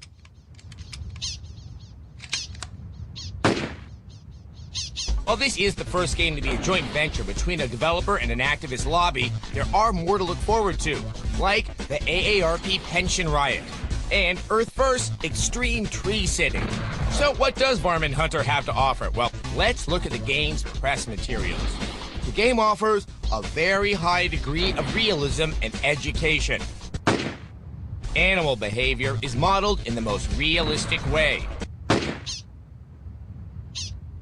It's for you if you like pulling the trigger often.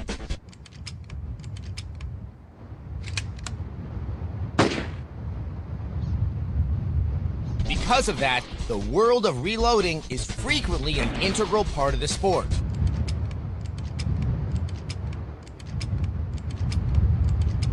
Reloading is a world like Unicron. Like you'll find that in ACLU Evolution Endorser or the Christian Coalition Fun Wheel of Blame. No, in this game, we learn how to approach a dog town and work that town to achieve stimulating shooting. Once again, work that town to achieve stimulating shooting. Like you'll find that in Advocates for Highway and Auto Safety Racing. No, this game allows you to compete against friends over the Speedco online network, which is cool, except it doesn't exist. Like the log cabin Republicans' endorsement hunt could ever make that claim. So, if this game looks appealing, then the National Review makes you Randy. Everyone else should just hold tight for the Entertainment Software Association's Cause and Effect Deniability Challenge. Do we even need to say it? A 1 out of 5. Oh, National Rifle Association, you've helped plague our nation with handgun violence. Now, you're plaguing us with shooters that pit us against rodents. Thank you. Well, another year's mullets have been awarded, but game developers, the challenge goes out. Can you produce even worse games than these? I don't care. I just want to take this wig off. I think I have lice. You know, the lice probably built a condo by now. That much hair. Easy. And now, X-Play's Golden Mullet Award for games that cultivated the worst attitudes on the X-Play staff. The winner is Major League Baseball 2K5. Ah! Bullshit! You make that throw every day! Third, moron! What? Who's that? No. Dive! Dive! What the is button? What the is this button? It's the dive button! That's a forfeit? It all comes down to this. X-Play's Best of 2008 Award Special. After a landmark year full of blockbuster sequels, indie surprises, and really long cutscenes, only one game will take home the title of Best Game of 2008. Fable 2, Fallout 3, Gears of War 2, Grand Theft Auto 4, Left 4 Dead, Metal Gear Solid 4, Resistance 2. Plus, we're dishing out awards for Best Multiplayer, RPG, Handheld, Action Adventure, Shooter, Racing, MMO, and more. There's no red carpet, no designer dresses, and no BS. This is the best of the best in video games. This is X-Play's Best of 2008 Award Special, and it all starts now.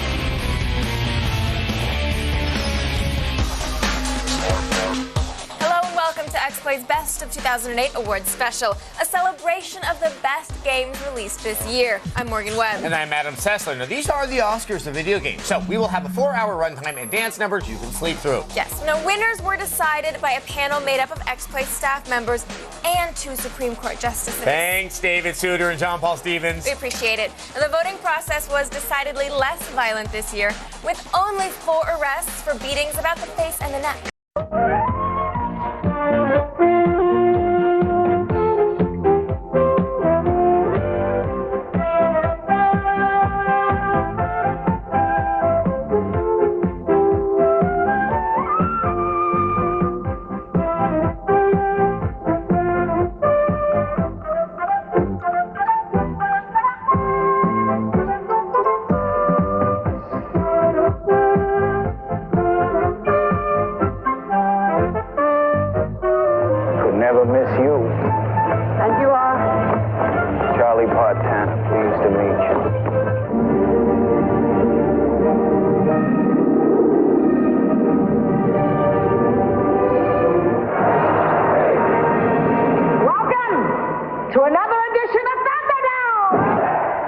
Scenes from Tootsie's Honor, Mishima, and Mad Max Beyond Thunderdome, 3 wildly different films that turned up on one or both of our top 10 lists of the best films of 1985. I'm Gene Siskel, film critic of the Chicago Tribune. And I'm Roger Ebert, film critic of the Chicago Sun-Times. It's time again for one of the most pleasant traditional duties that a movie critic has every year, and that's selecting our list of the year's best films. Gene has his list, I have my list. There may be some overlapping, there are sure to be some differences. Gene, why don't you start? Okay.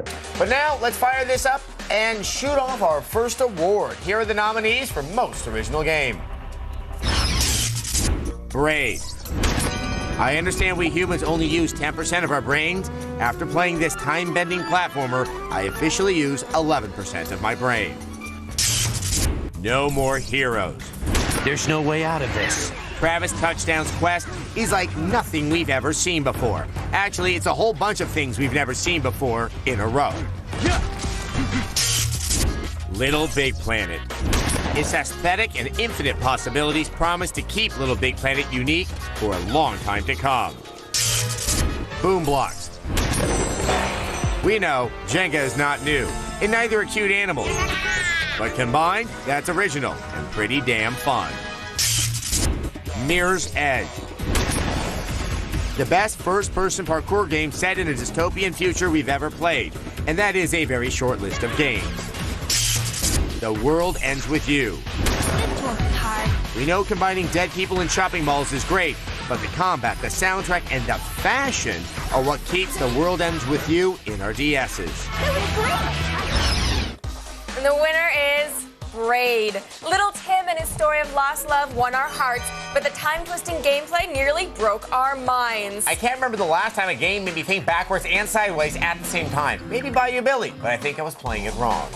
Okay, every developer is looking for the next big idea in gaming, but as we all know, not all new ideas are good ones. So when we see a groundbreaking idea that changes the way we play games, we like to reward it. Here is the short list for best gameplay innovation.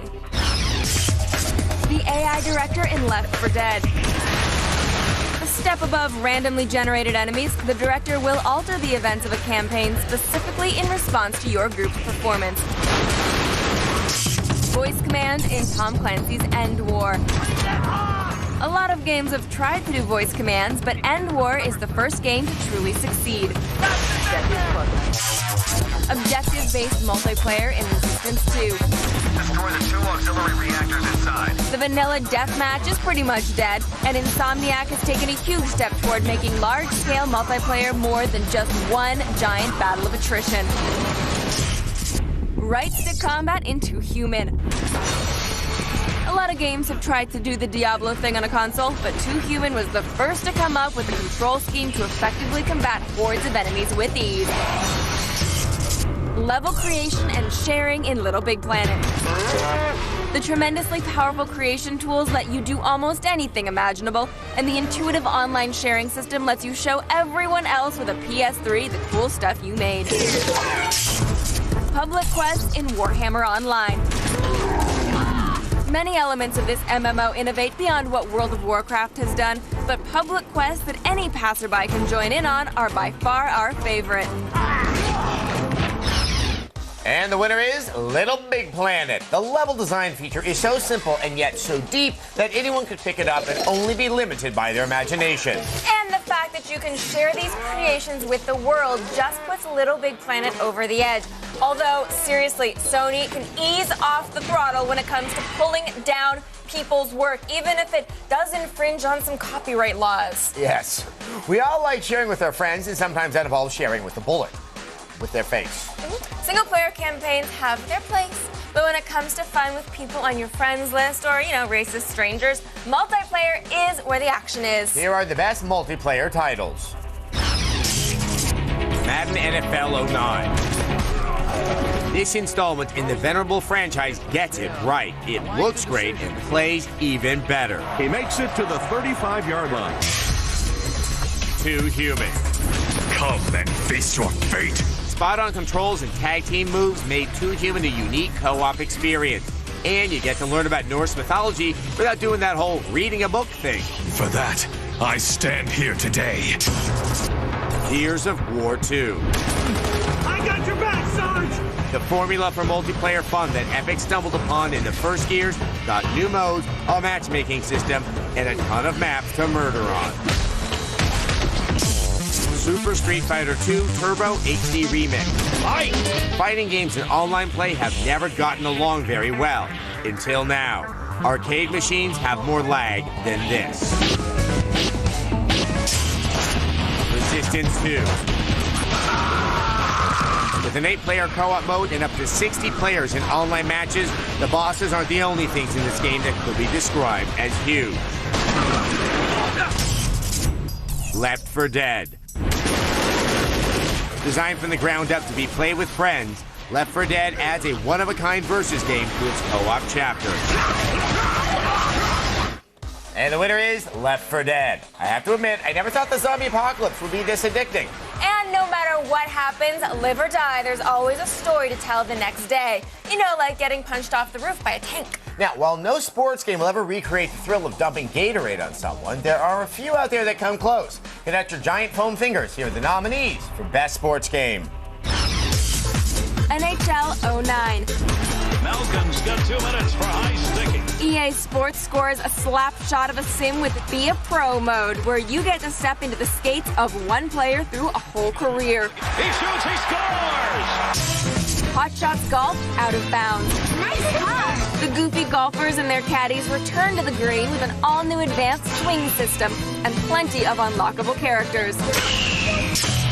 FIFA Soccer 09. Well, they've done it by keeping the opposition at bay. FIFA definitely delivers the best soccer experience to please the most die-hard fans. That's a very good piece of tidying up at the back. NBA 2K9. Here's Williams. The most impressive addition to the franchise, the living rosters, where players' stats, injuries, and trades are updated daily. Shin cleans the glass. Madden NFL 09.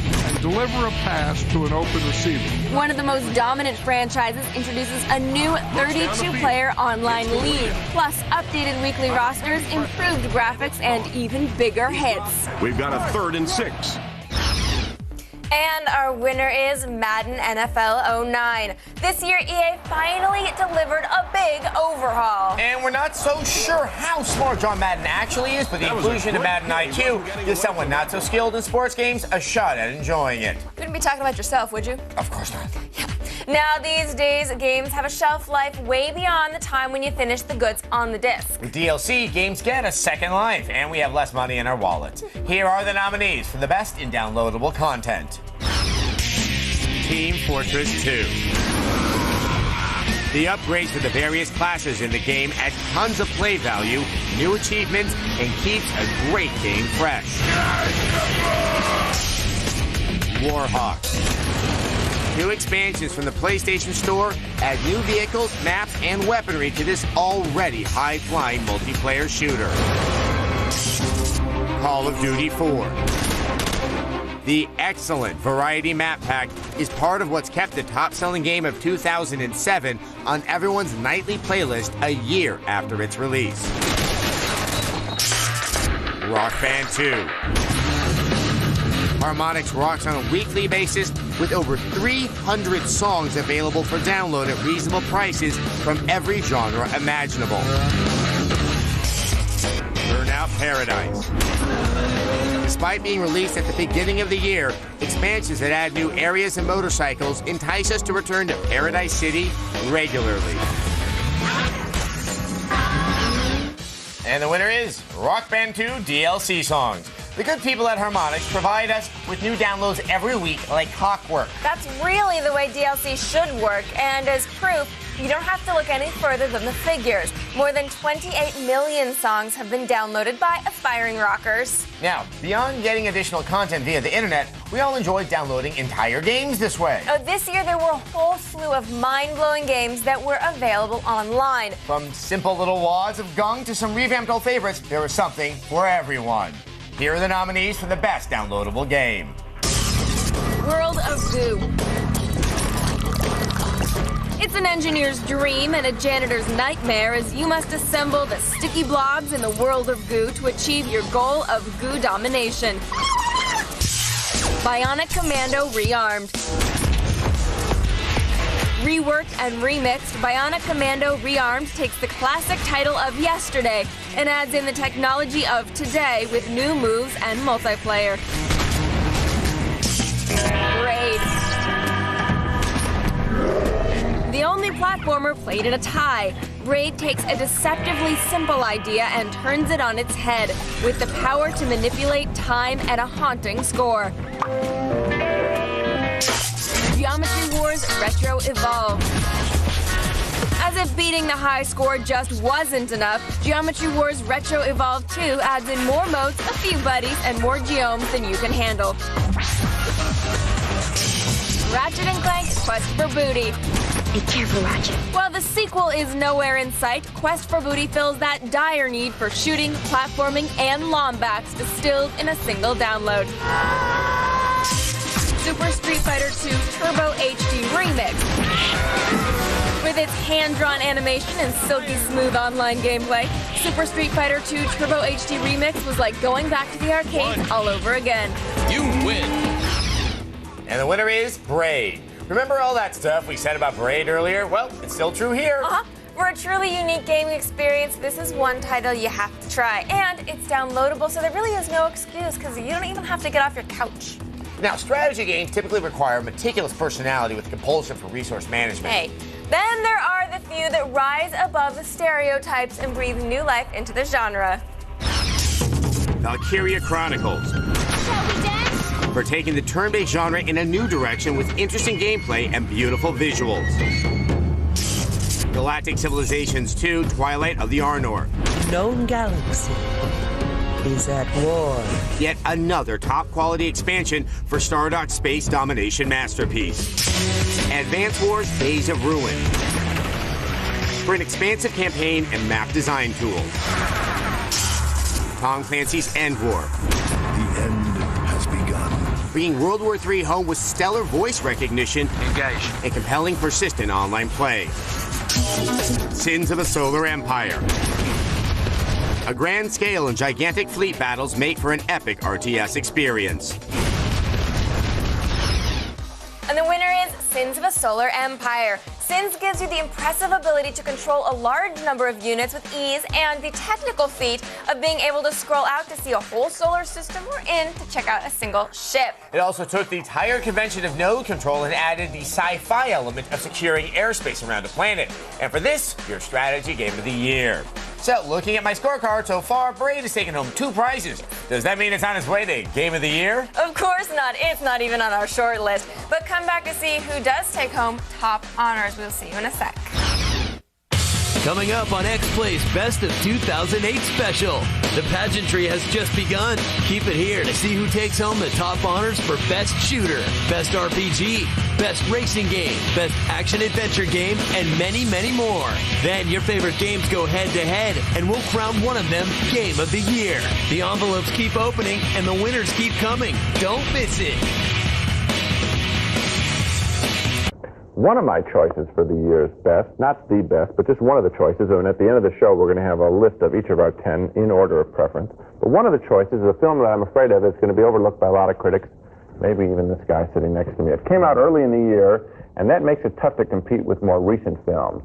But The Falcon and the Snowman certainly has not left my mind, presenting 2 very memorable characters played by Timothy Hutton and Sean Penn, 2 disaffected young men from good homes who turn into spies against America in an almost thoughtless manner. At first, it's almost a lark, but then the boys, and they are boys, get scared.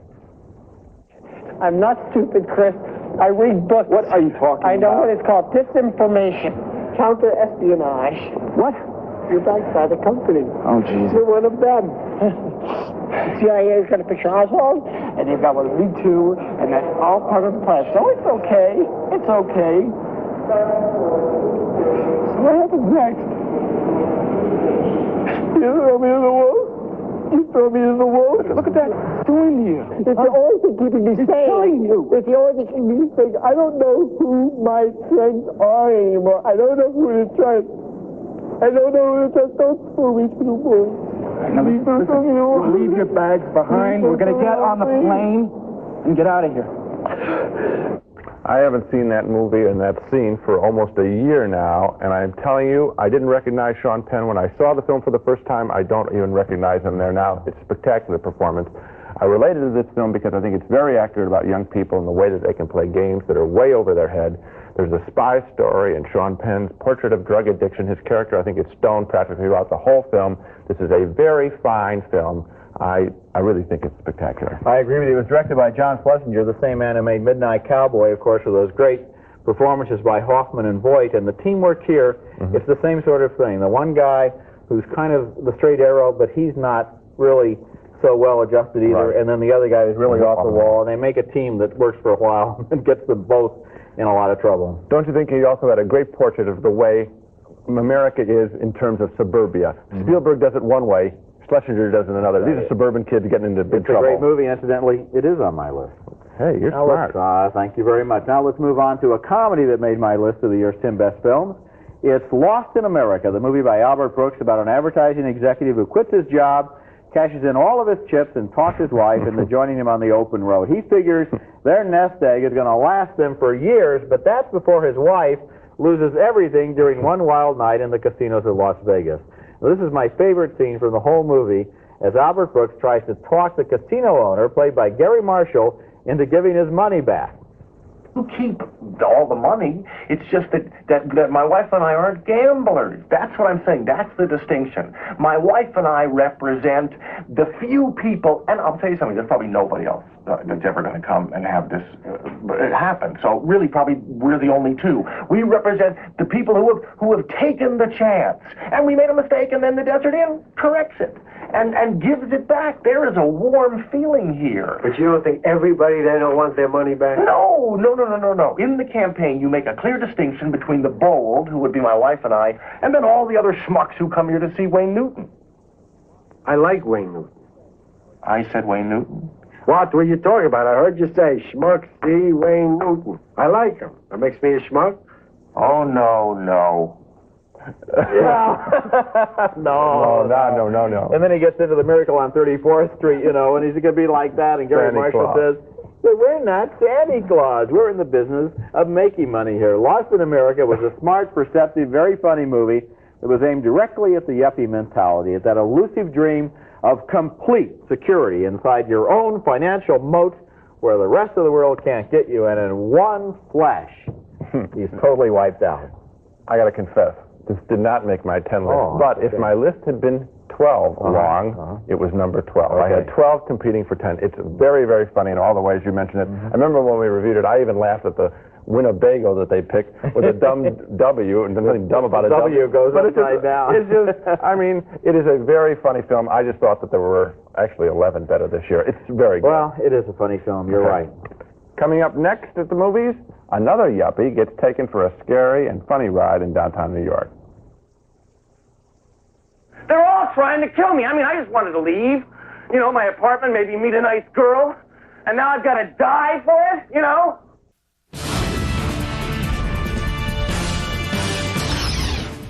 Welcome back to X-Play's Best of 2008 special. After a hard day's work in the G4 salt mines, there's not many things I enjoy more than coming home, loading up a sniper rifle, and killing people. Virtually, of course. Oh yeah, virtually. Yes. Here are the nominees for Best Shooter. Gears of War 2. Marcus and Dom returned this year in a longer campaign, expanded multiplayer, and horde mode. Left 4 Dead. Valve's experiment in AI ended up being equal parts terrifying, hilarious, and fun. There's no better way to see how you'd actually hold up in a zombie apocalypse. Far Cry 2. Improving on its predecessor in every way, running around Far Cry's African savannah actually feels like you're, well, running around an African savannah. Call of Duty World at War. COD returned to its original World War II recipe, but added vehicles, flamethrowers, and zombies. Nazi zombies. Resistance 2.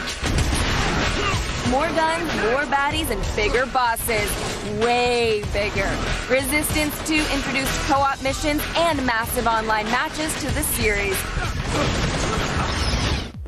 And the winner is Left 4 Dead. This game is near perfect in its simplicity. Shoot, run, don't die. And the AI director keeps every run feeling new. You're never playing the game the same way twice. Now, our next category is a favorite to those who hate themselves and want to be other people. Role-playing games. If you love living someone else's life, you can't go wrong with any of these titles. The World Ends With You.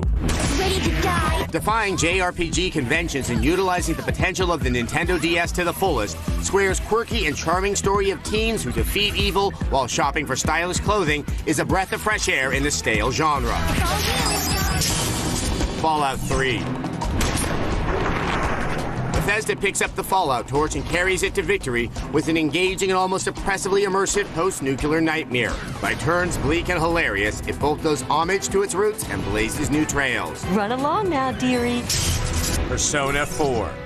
Ready or not, here we come! Atlas's eternally weird RPG series reaches new heights of unsettling glory with an intriguing story and intricate battle system. Get out of my face! Tales of Vesperia. You want revenge?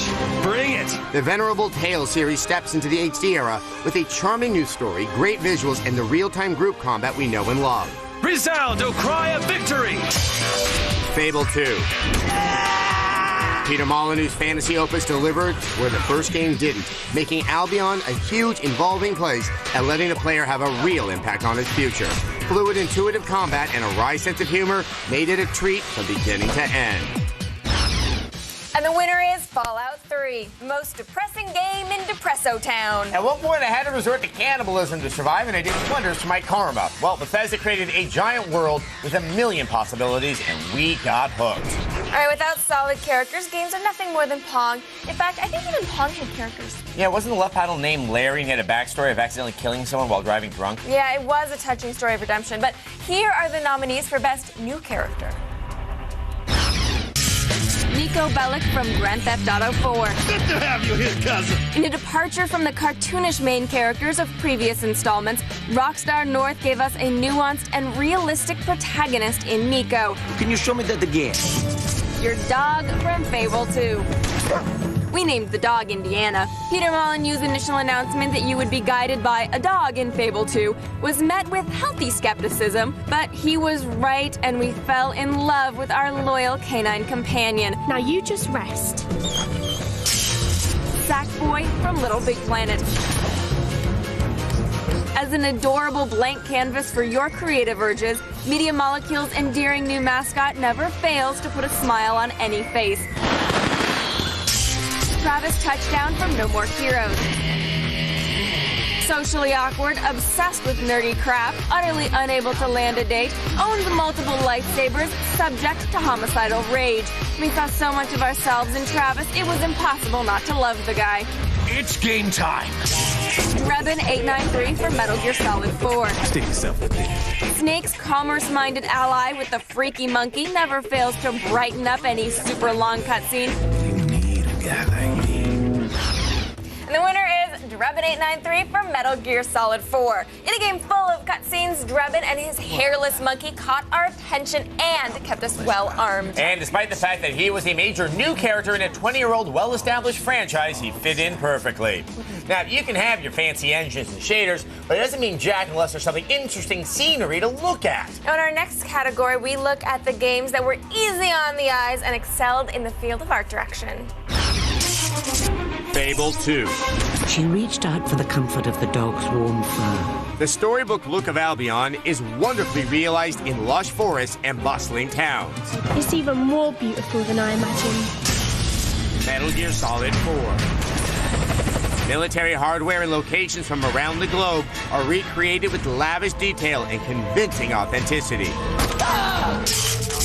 Little Big Planet. The happy-go-lucky world of Sackboy is so detailed and nuanced that it feels like you could reach out and touch the objects inside your TV. Fallout 3. Never has a post-apocalyptic landscape been so delightfully bleak, oppressive, and full of intriguingly horrible things. The Overseer won't tolerate this kind of behavior. Far Cry 2. I've never been to Africa, but now that I've played Far Cry 2, I feel like I could fake it. Prince of Persia. The Prince's world of magic and fantasy looks like it jumped right off the concept artist drawing table and onto the screen. And the winner is Little Big Planet. Everything about this world charmed us, from the menus to the costumes to the oversized skateboards. Even boring levels created by players seamlessly mesh with the world created by Media Molecule. These could have looked awful, but even the game's building blocks are well made. Now, coming up, we'll take a look back at all the X-Play employees who died this year, as well as reveal our pick for Best Writing. And for all of you audiophiles, we'll reveal our choice for Best Soundtrack and Best Sound Design. We'll be right back.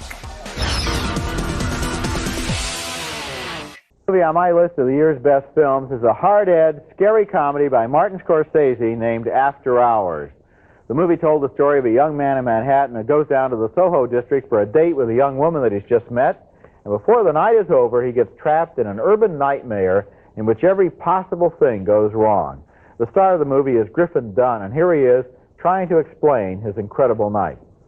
I met this girl tonight, okay, in a coffee shop. She gave me her phone number. So when I got home, I gave her a call. She said to come on over. On the cab on the way down here, all my money flew out the window. Then I got to know this girl, and I didn't really get along with her that well. It didn't really work out, so I left. I tried to take a subway tonight, but the fare went up. Did you know that the fare went up? Yes. You knew that? I didn't know that. I didn't know anything about that. So I haven't got enough money to get home until I meet this bartender, a really nice guy who wanted to lend me the money. I mean, he really wanted to give me the money, but, I mean, they'd actually purchased this piece of work here, you know? I didn't know that. I didn't know anything about that. Now, she's also for me, and for this, I don't blame her at all, for the way I treated her friend, and it was inexcusable, so I marched right in there to apologize, but she'd already killed herself. I was too late. Nobody knows big American cities like Martin Scorsese, whose credits include Taxi Driver, Mean Streets, and Raging Bull. And few people know more about manipulating an audience. After Hours was basically a comedy, and yet the things that went wrong for that guy went so desperately wrong with such an insane built-in logic that I felt a great deal of tension even while I was laughing. The movie is a textbook in how to make an audience feel exactly the way that you want it to feel.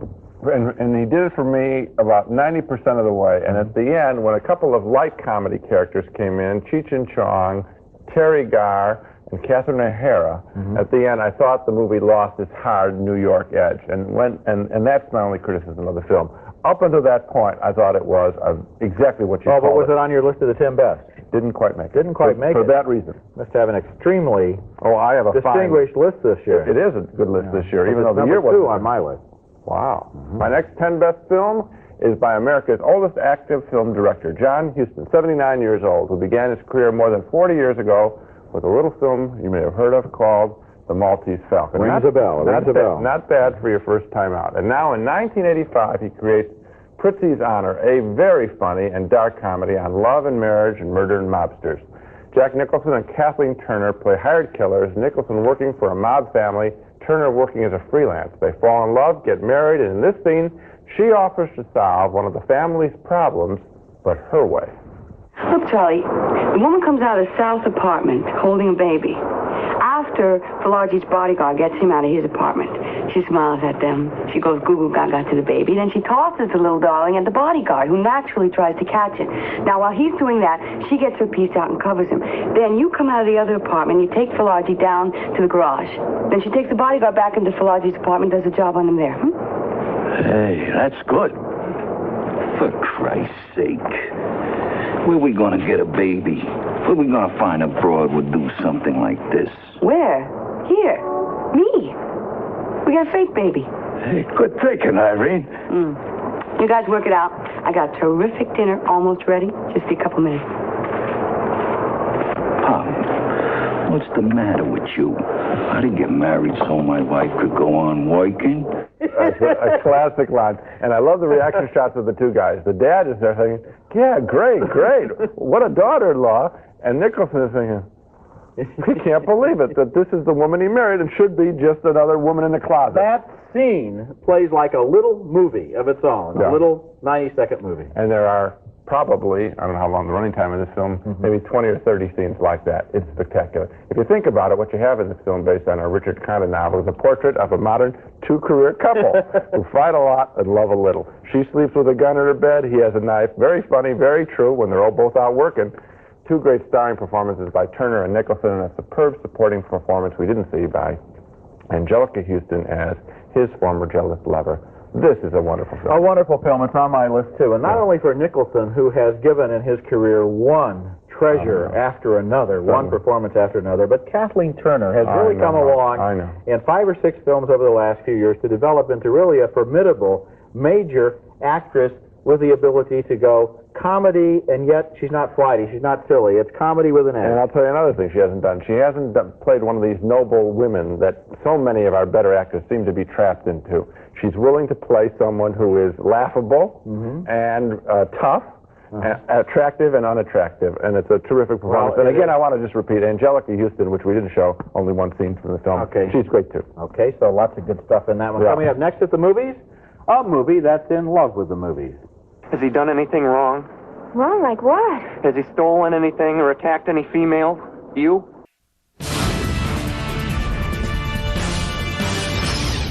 Welcome Welcome back to X-Play's Best of 2008 Awards Special. Well, just nice and everything, just for you guys. Our next category recognizes the games that excel in the field of animation, and here are the nominees. Madden NFL 09. And he nails him in the air. The hits look harder, the moves look slicker, and player collision interactions are vastly improved. Left 4 Dead. No matter how many zombies we kill, their deaths never stop being entertaining. Prince of Persia. Everything from the prince's athletic movements to the evil creature's dark tendrils is beautifully depicted. You want to time your advice better next time? NBA 2K9. Misses the shot. A quantum leap in basketball game animation. The crowd is incredible, and the players' moves and interactions with one another are near flawless. Amari snatches the rebound. Grand Theft Auto 4. Don't be an idiot. Masterful use of the Euphoria engine brings characters alive like never before. It's almost enough to make you feel sorry for killing them, but, you know, not quite. Yeah! Resistance 2. The operation was a success. The Chimera feel much more organic and real thanks to the way they move and, of course, die. And we can't forget how great the gigantic bosses look. It is beautiful. And the winner is NBA 2K9. Just observe the crowd in the background of the game. It's amazing work. If you happen to walk by someone playing, you might be fooled into thinking it's a real game. Superb work by 2K Sports. Or with video games having wonderful dialogue like, I feel asleep and all your bays belong to us. It's amazing we even consider honoring writing. There have been some dark days, but things have improved marginally. Here's our nominees. Metal Gear Solid 4, Guns of the Patriot. Somehow, Hideo Kojima managed to tie up over 2 decades of loose ends in a single game. And he did it with more cinematic flair and better pacing than ever before. Commander! No More Heroes. For real. A biting satire of gamers, gaming, and American pop culture, this surprisingly lucid gore fest never fails to be hilarious, whether it's mocking itself or the player. You're as good as dead. The Witcher Enhanced Edition. They're trying to break down the gate. A totally rewritten English script helps an already well-written game work even better. It's a more faithful translation that feels targeted and adult for a change. The important thing is you're alive and among friends. Fable 2. Now this is truly a marvel. The much larger scope of the story makes it feel bigger and more epic than its predecessor, but it's the wry British sense of humor that gives Fable 2 its singular flavor. Grand Theft Auto 4. While the previous games were more over-the-top satires, the story of Nico Bellic is grounded in what passes for reality in the GTA world, mixing believable characters with sharp comedy relief and a twisting story that could have been lifted from a modern crime drama. The writing breaks new ground for the series. No, I never tell you anything. And the winner is Grand Theft Auto 4. Previous GTA games were ridiculously over the top, and it was nice to see this one grounded in reality. Kind of. Yeah, great protagonist and Nico Bellic and a ton of interesting supporting characters. Even Brucey, love him or hate him. The next group of games has thumping techno, funky Japanese tunes, and melodies to chainsaw by. There are picks for Best Original Soundtrack. Resistance 2. Wait for it! By turns haunting and exciting, the war to save humanity from the Chimera has exceptionally fitting accompaniment. Metal Gear Solid 4. A tour de force incorporating themes from all of Metal Gear's history, plus brand new material. Gears of War 2. Roger that, Delta. You're good to go. Less bombastic and more introspective than the first game, but no less excellent. No More Heroes.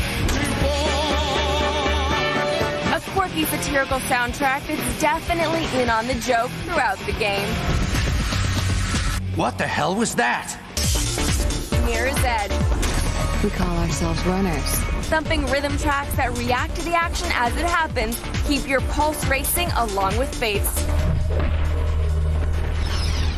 And the winner is Metal Gear Solid 4. From the opening movie to the dramatic finish, this game had wall-to-wall music, and it all worked perfectly. And on top of that, we got plenty of love for the classic Metal Gear themes in the final boss battle. All right, next up, another group of games that pleases the ears. This time around, they create an interesting, believable world through the use of sound design.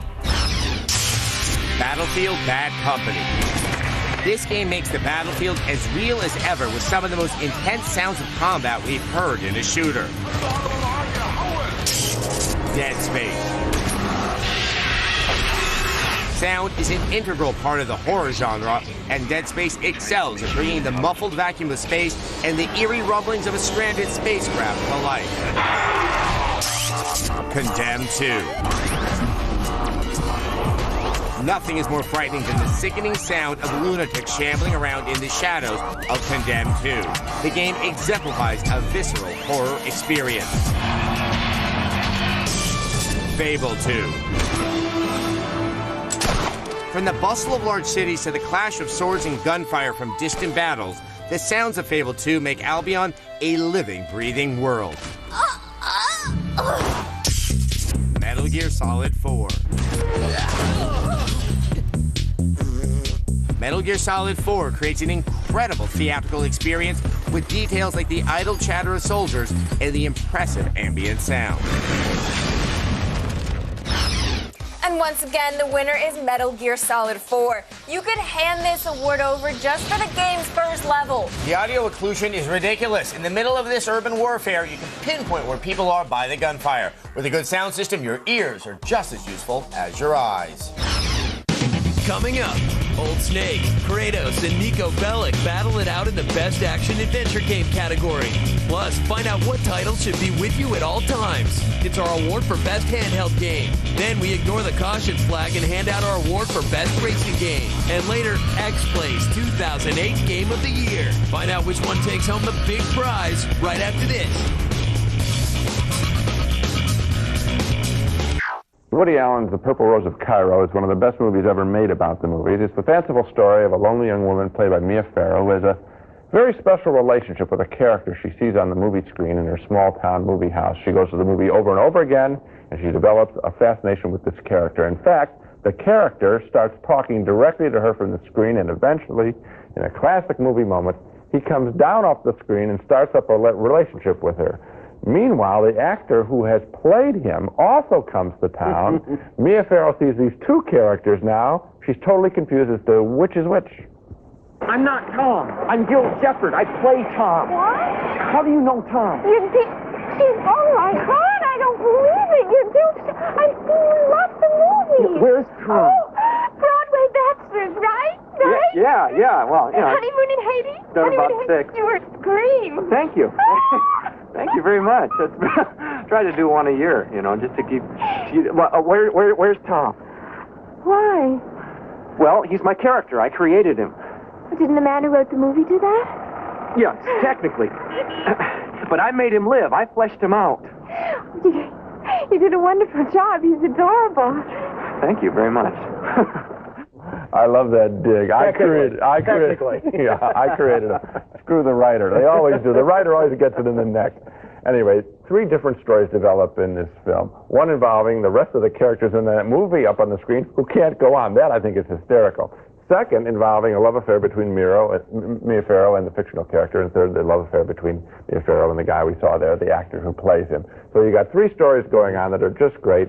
It's a movie that speaks to, I think, people who have had movies speak to them. I loved it. It dropped just off the bottom of my list. It would have been number 11 on my list of great films. And from Woody Allen, a consistently interesting and challenging director who makes one good film after another. Now it's time for my choice for the year's best film. And my choice is The Color Purple, Steven Spielberg's heartbreaking, deeply emotional story about a woman growing up with all the cards stacked against her and still keeping her courage and keeping her faith until she finally prevails.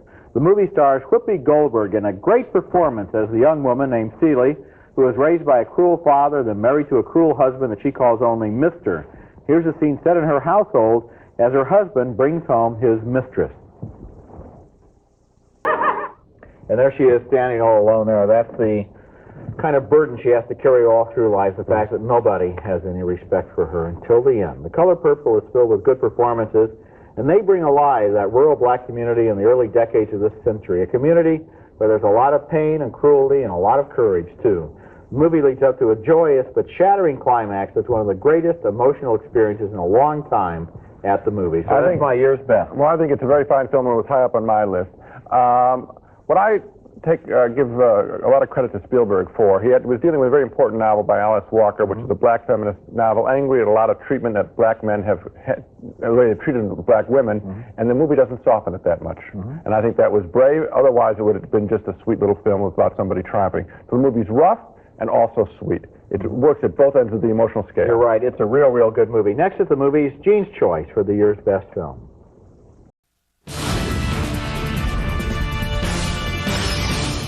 Welcome back to X-Play's Best of 2008 Award Special. Free of boring musical performances. Now, our next batch of hopefuls cater to the adrenaline junkies. Here's our short list for the best action-adventure game. Dead Space. Taking the best of Aliens and John Carpenter's The Thing and mixing it with solid limb-severing gameplay turns out to be a pretty good formula for a great horror game. And it looks like they already popped the cork. Metal Gear Solid 4, Guns of the Patriots. Oh my God. Solid Snake isn't afraid to change up the routine in this innovative and intense stealth action game. God of War, Chains of Olympus. What treachery is this? Kratos is always a welcome guest, what with his chain blades and bad attitude. This handheld adventure is as thrill-packed as either of the Spartans' PS2 outings. Is this all you would have me do? No More Heroes. A blood-soaked action game on the Wii with a lightsaber? Suda 51's twisted game of assassins and lawn mowing is one of the Wii's unsung gems. Grand Theft Auto 4. Sweet. Liberty City has never been so alive and ready for open-world mayhem. A great story and memorable protagonist complement urban chaos. And the winner is Metal Gear Solid 4. That's 3 wins in a row for Old Snake. 4 on the night. The shooting mechanics in this game changed everything. You can play stealthy, you can go in commando style and shoot the place up, or you can fight to the death in a Metal Gear. All right, up next, a group of games that cater to those who love to drive fast and say good riddance to caution and decent insurance premiums. Here's the titles that made the cut for Best Racing Game. MotorStorm Pacific Rim. Leaving the desert behind, the lush landscape of the Pacific coast is the setting for this beautiful breakneck racer. Pure. Off-road trick-style racing at its best. No other game lets you manhandle an ATV in midair with this level of finesse. Mario Kart Wii. Karting in the Mushroom Kingdom is always a blast, and the Wii entering the series is no different. Grid. Watch this, racer. Striking a perfect balance between sim and arcade racing, this is one of the most accessible and best-looking racers of the generation so far. Burnout Paradise. Take the adrenaline-pumping crash action of Burnout and drop it into an open city, and you get one of the most addicting online racers ever. And the winner is Grid. While we did have a lot of fun with the other racing games, this one blew us away. It is fast, fun, and the rewind feature actually helped us become better drivers. It prevented future accidents and plenty of restarts. Now, there's no question that music rhythm games have become a staple of this generation. Whether you're playing instruments, tapping buttons to the beat, or riding the notes in a futuristic racer, these games help you keep the beat and do it well. Guitar Hero Aerosmith. Whether you love or hate Team Tyler, Activision improved on Guitar Hero 3 in just about every way with this band-centric release. Amazing. Rock Band 2. With more great songs and a vastly improved World Tour mode, Harmonix's second EA outing delivered on every possible level. The quieter drums and auto-calibrating guitars sweeten the deal even more.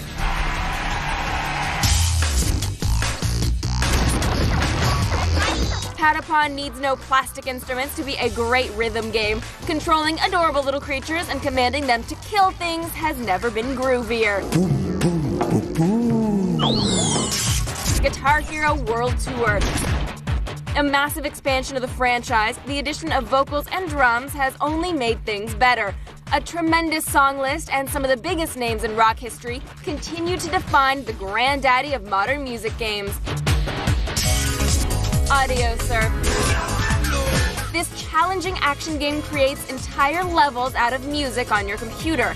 Any MP3 can lead to a brand new challenge. And the winner is Rock Band 2. Many of our gripes about the original game were fixed, and the fact that you could play all of your old songs without a hitch made us very, very happy. The online play worked great, and all the new features were a welcome addition. Now, we've come a long way from the days of Game & Watch-style portable games. These days, handhelds are a serious, viable platform. That's despite the games where you get to imagine you're a fashion designer or a horse trainer. Here's our picks for best handheld game. Chrono Trigger DS. One of the best gets better with this revamped version of Square's SNES masterpiece. God of War: Chains of Olympus. All the action and scope of the PS2 series has been crammed into the PSP version with almost nothing lost in the translation. Patapon. Deceptively challenging and disarmingly cute, this rhythm strategy game is unique and addicting. Professor Layton and the Curious Village. You must be Professor Layton, I presume. A huge head-scratching collection of puzzlers wrapped up in a beautifully animated story with a hero who uses his brain more than a gun. The World Ends With You. Square's innovative RPG is perfect for on-the-go play anytime. And when you're not playing, you can still level up in standby mode. And the winner is The World Ends With You. Despite the fact that Square Enix dumps out remake after remake, they managed to blow us away with this original mini masterpiece. The game is literally exploding with new ideas, inventive ways to use the touchscreen, and I'm still a little cross-eyed from the dual-screen combat. All right, up next is a category that is very near and dear to this gamer's heart, best MMO. These games drain time, money, and precious life force from your body. They're all consuming and literally can suck you into a black hole. That means they're pretty good. Yep. Age of Conan Hyborian Adventures. What's this now? A real-time combat system and a low fantasy setting make this a unique entry in the MMO genre this year. With interesting classes and a violent M-rated sensibility, Age of Conan is a nice alternative to the usual squeaky clean online games. Of course it is. World of Warcraft Wrath of the Lich King. The new expansion to the most popular online RPG adds the frozen land of Northrend and a brand new character class. Warhammer Online Age of Reckoning. The first viable alternative to WoW features innovative public quests, huge instanced battlefields, and is ambitiously and aggressively moving the genre forward. And the winner is Warhammer Online. I never thought another MMO would pull me away from WoW. We can't stress enough how addictive the public quest and realm versus realm combat can be. Plus, it's an MMO that doesn't make you completely rely on friends, which is always a good thing. And we've dished out 20 awards so far, and there's only one more to go, Game of the Year. 7 5-star games are vying for XPlay's 2008 Game of the Year. Which one will take home the prize? Find out right after this. War.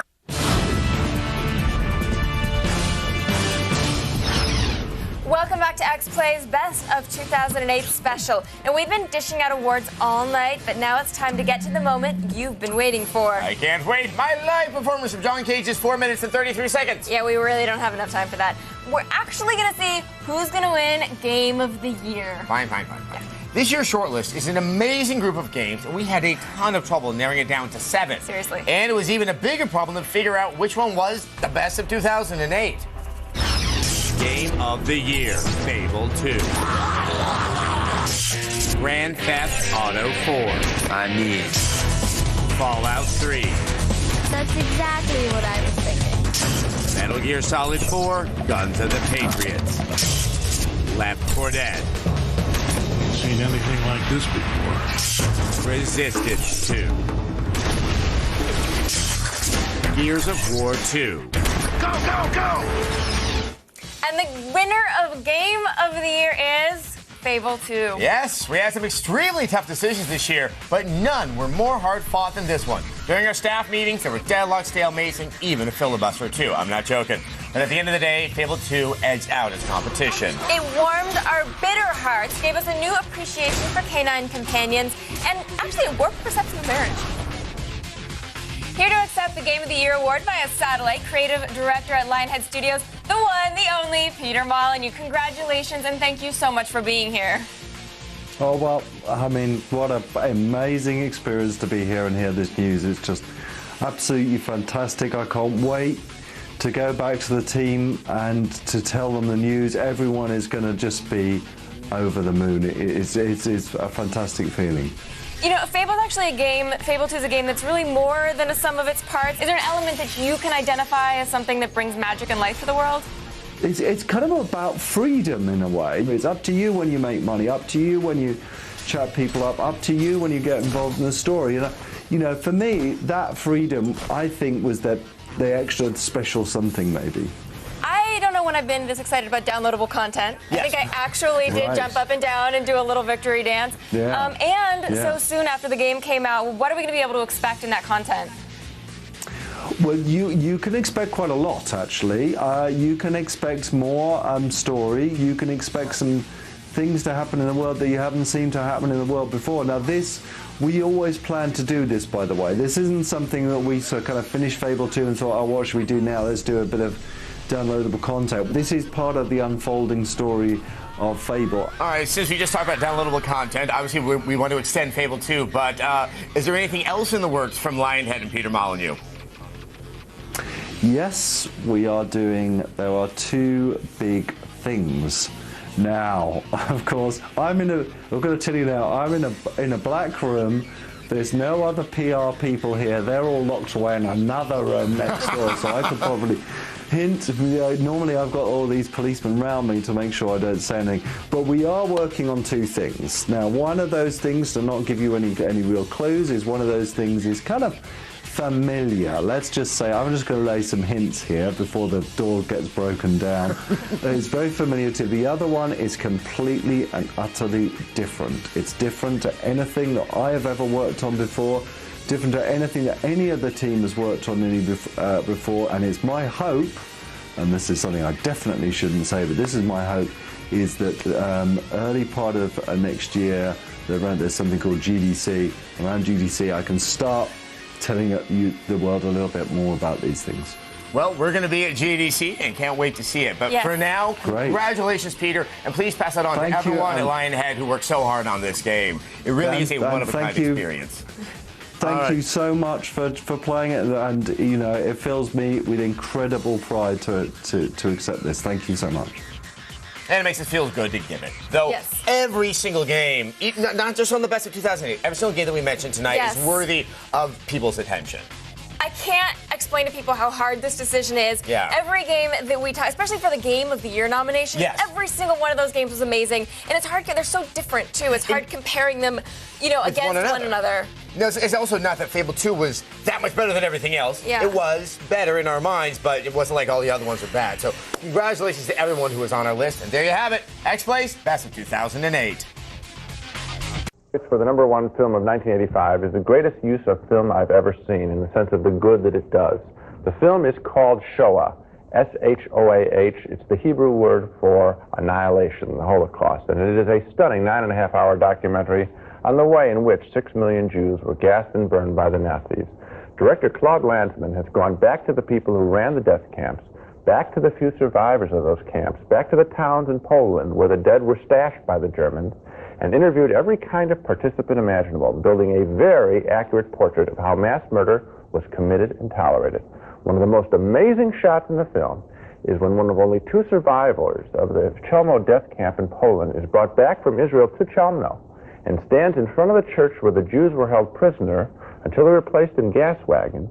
And the people around him now ignore him as the film's director asks questions about what happened in that town more than 40 years ago. Now, they couldn't talk to the Jew, and they ignore him there in that scene. The Jew was invisible to them there, and so were his brethren years ago. What a lesson that scene and this entire film contains. If you cannot acknowledge the existence, the legitimacy of another human being standing next to you, if they don't count as much as you, then surely you are killing them and guilty of murder, whether you put them in an oven or say nothing while someone else does. Showa is a great film, horrifyingly great. I'll never forget seeing it. And there I agree with you, Gene. It is a great film. And I'll tell you how I handled it on my list, because obviously it belongs at the top of the list. But I thought a 9.5-hour documentary of this nature, with this subject matter, looks strange on a list with movies like Lost in America or Mad Max, movies like that. So I'm putting it in a separate category, kind of a very special mention, you know, beyond this year's films, and kind of a film that belongs to the ages. So I agree with you about its greatness. Well, the only problem I have with you, Roger, on your analysis is that a month ago, sitting in the same chair, you said and argued for this film to be named Best Picture of the Year by the Motion Picture Academy. Now, which is it? Do you want them to name it Best Picture of the Year, or don't you? Yes, I would like to have them name it Best Picture of the Year, and that's why I'm putting it above the ordinary commercial films on my list. Well, okay. Now, Gene and I are going to review our individual choices for the year's best films, going through our entire list, bottom to top. And my 10th place film is Blood Simple, one of the year's most ingenious and blood-curdling thrillers. In 9th place, Streetwise, the heartbreaking documentary about young kids growing up on the streets of Seattle. Number 8, Lost in America, Albert Brooks' comedy about the American dream of success. 7th place, Mad Max Beyond Thunderdome, a great-looking, high-style thriller, the best of the Road Warrior movies. Number 6, Witness, with Harrison Ford as a cop who lives among the Amish community. Number 5, Ran, Akira Kurosawa's movie about the King Lear legend.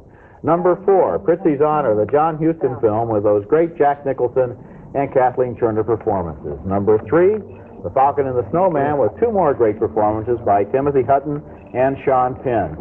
And in 2nd place, Martin Scorsese's hard-edged comedy of big city life, After Hours. And of course, my choice for the top film on the list, Steven Spielberg's wonderful heartfelt drama, The Color Purple. And now I'll give you my list from bottom to top. Number 10, The Purple Rose of Cairo, Woody Allen's tribute to the movie. Number 9, Back to the Future, a wonderful commercial comedy with a great lesson about how kids look at their parents. Number 8, The Falcon and the Snowman, the story of boys playing at being men. Number 7, Mishima, A Life in 4 Chapters, Paul Schrader's film of a writer's life and words and death. Number 6, The Official Story, an Argentinian drama about a woman awakening to the political treachery that gave her a baby. Number 5, Prizzi's Honor, the family drama about murdering lovers. Number 4, Streetwise, a heartbreaking documentary about Seattle's 3 children. Number 3, The Color Purple, a story of triumph over abuse. Number 2, Ron, the epic story of a warlord's loss of power but gain of wisdom. And finally, Showa, the extraordinary documentary on the Holocaust. 2 pretty good lists. You know, people have talked about how this was a bad year for American movies. It was a bad year. You know the odd thing? How few foreign language films are really on either one of our lists compared to years past, when half of the titles have been from overseas. It was a bad year for American films, but there were some good films in the mix. I think you're right. That's it for this week. Next week at the movies, the other side of the coin, as we talk about the worst movies of 1985. This week, the ones you don't want to forget. Next week, the ones you don't want to remember. And until then, we'll see you at the movies.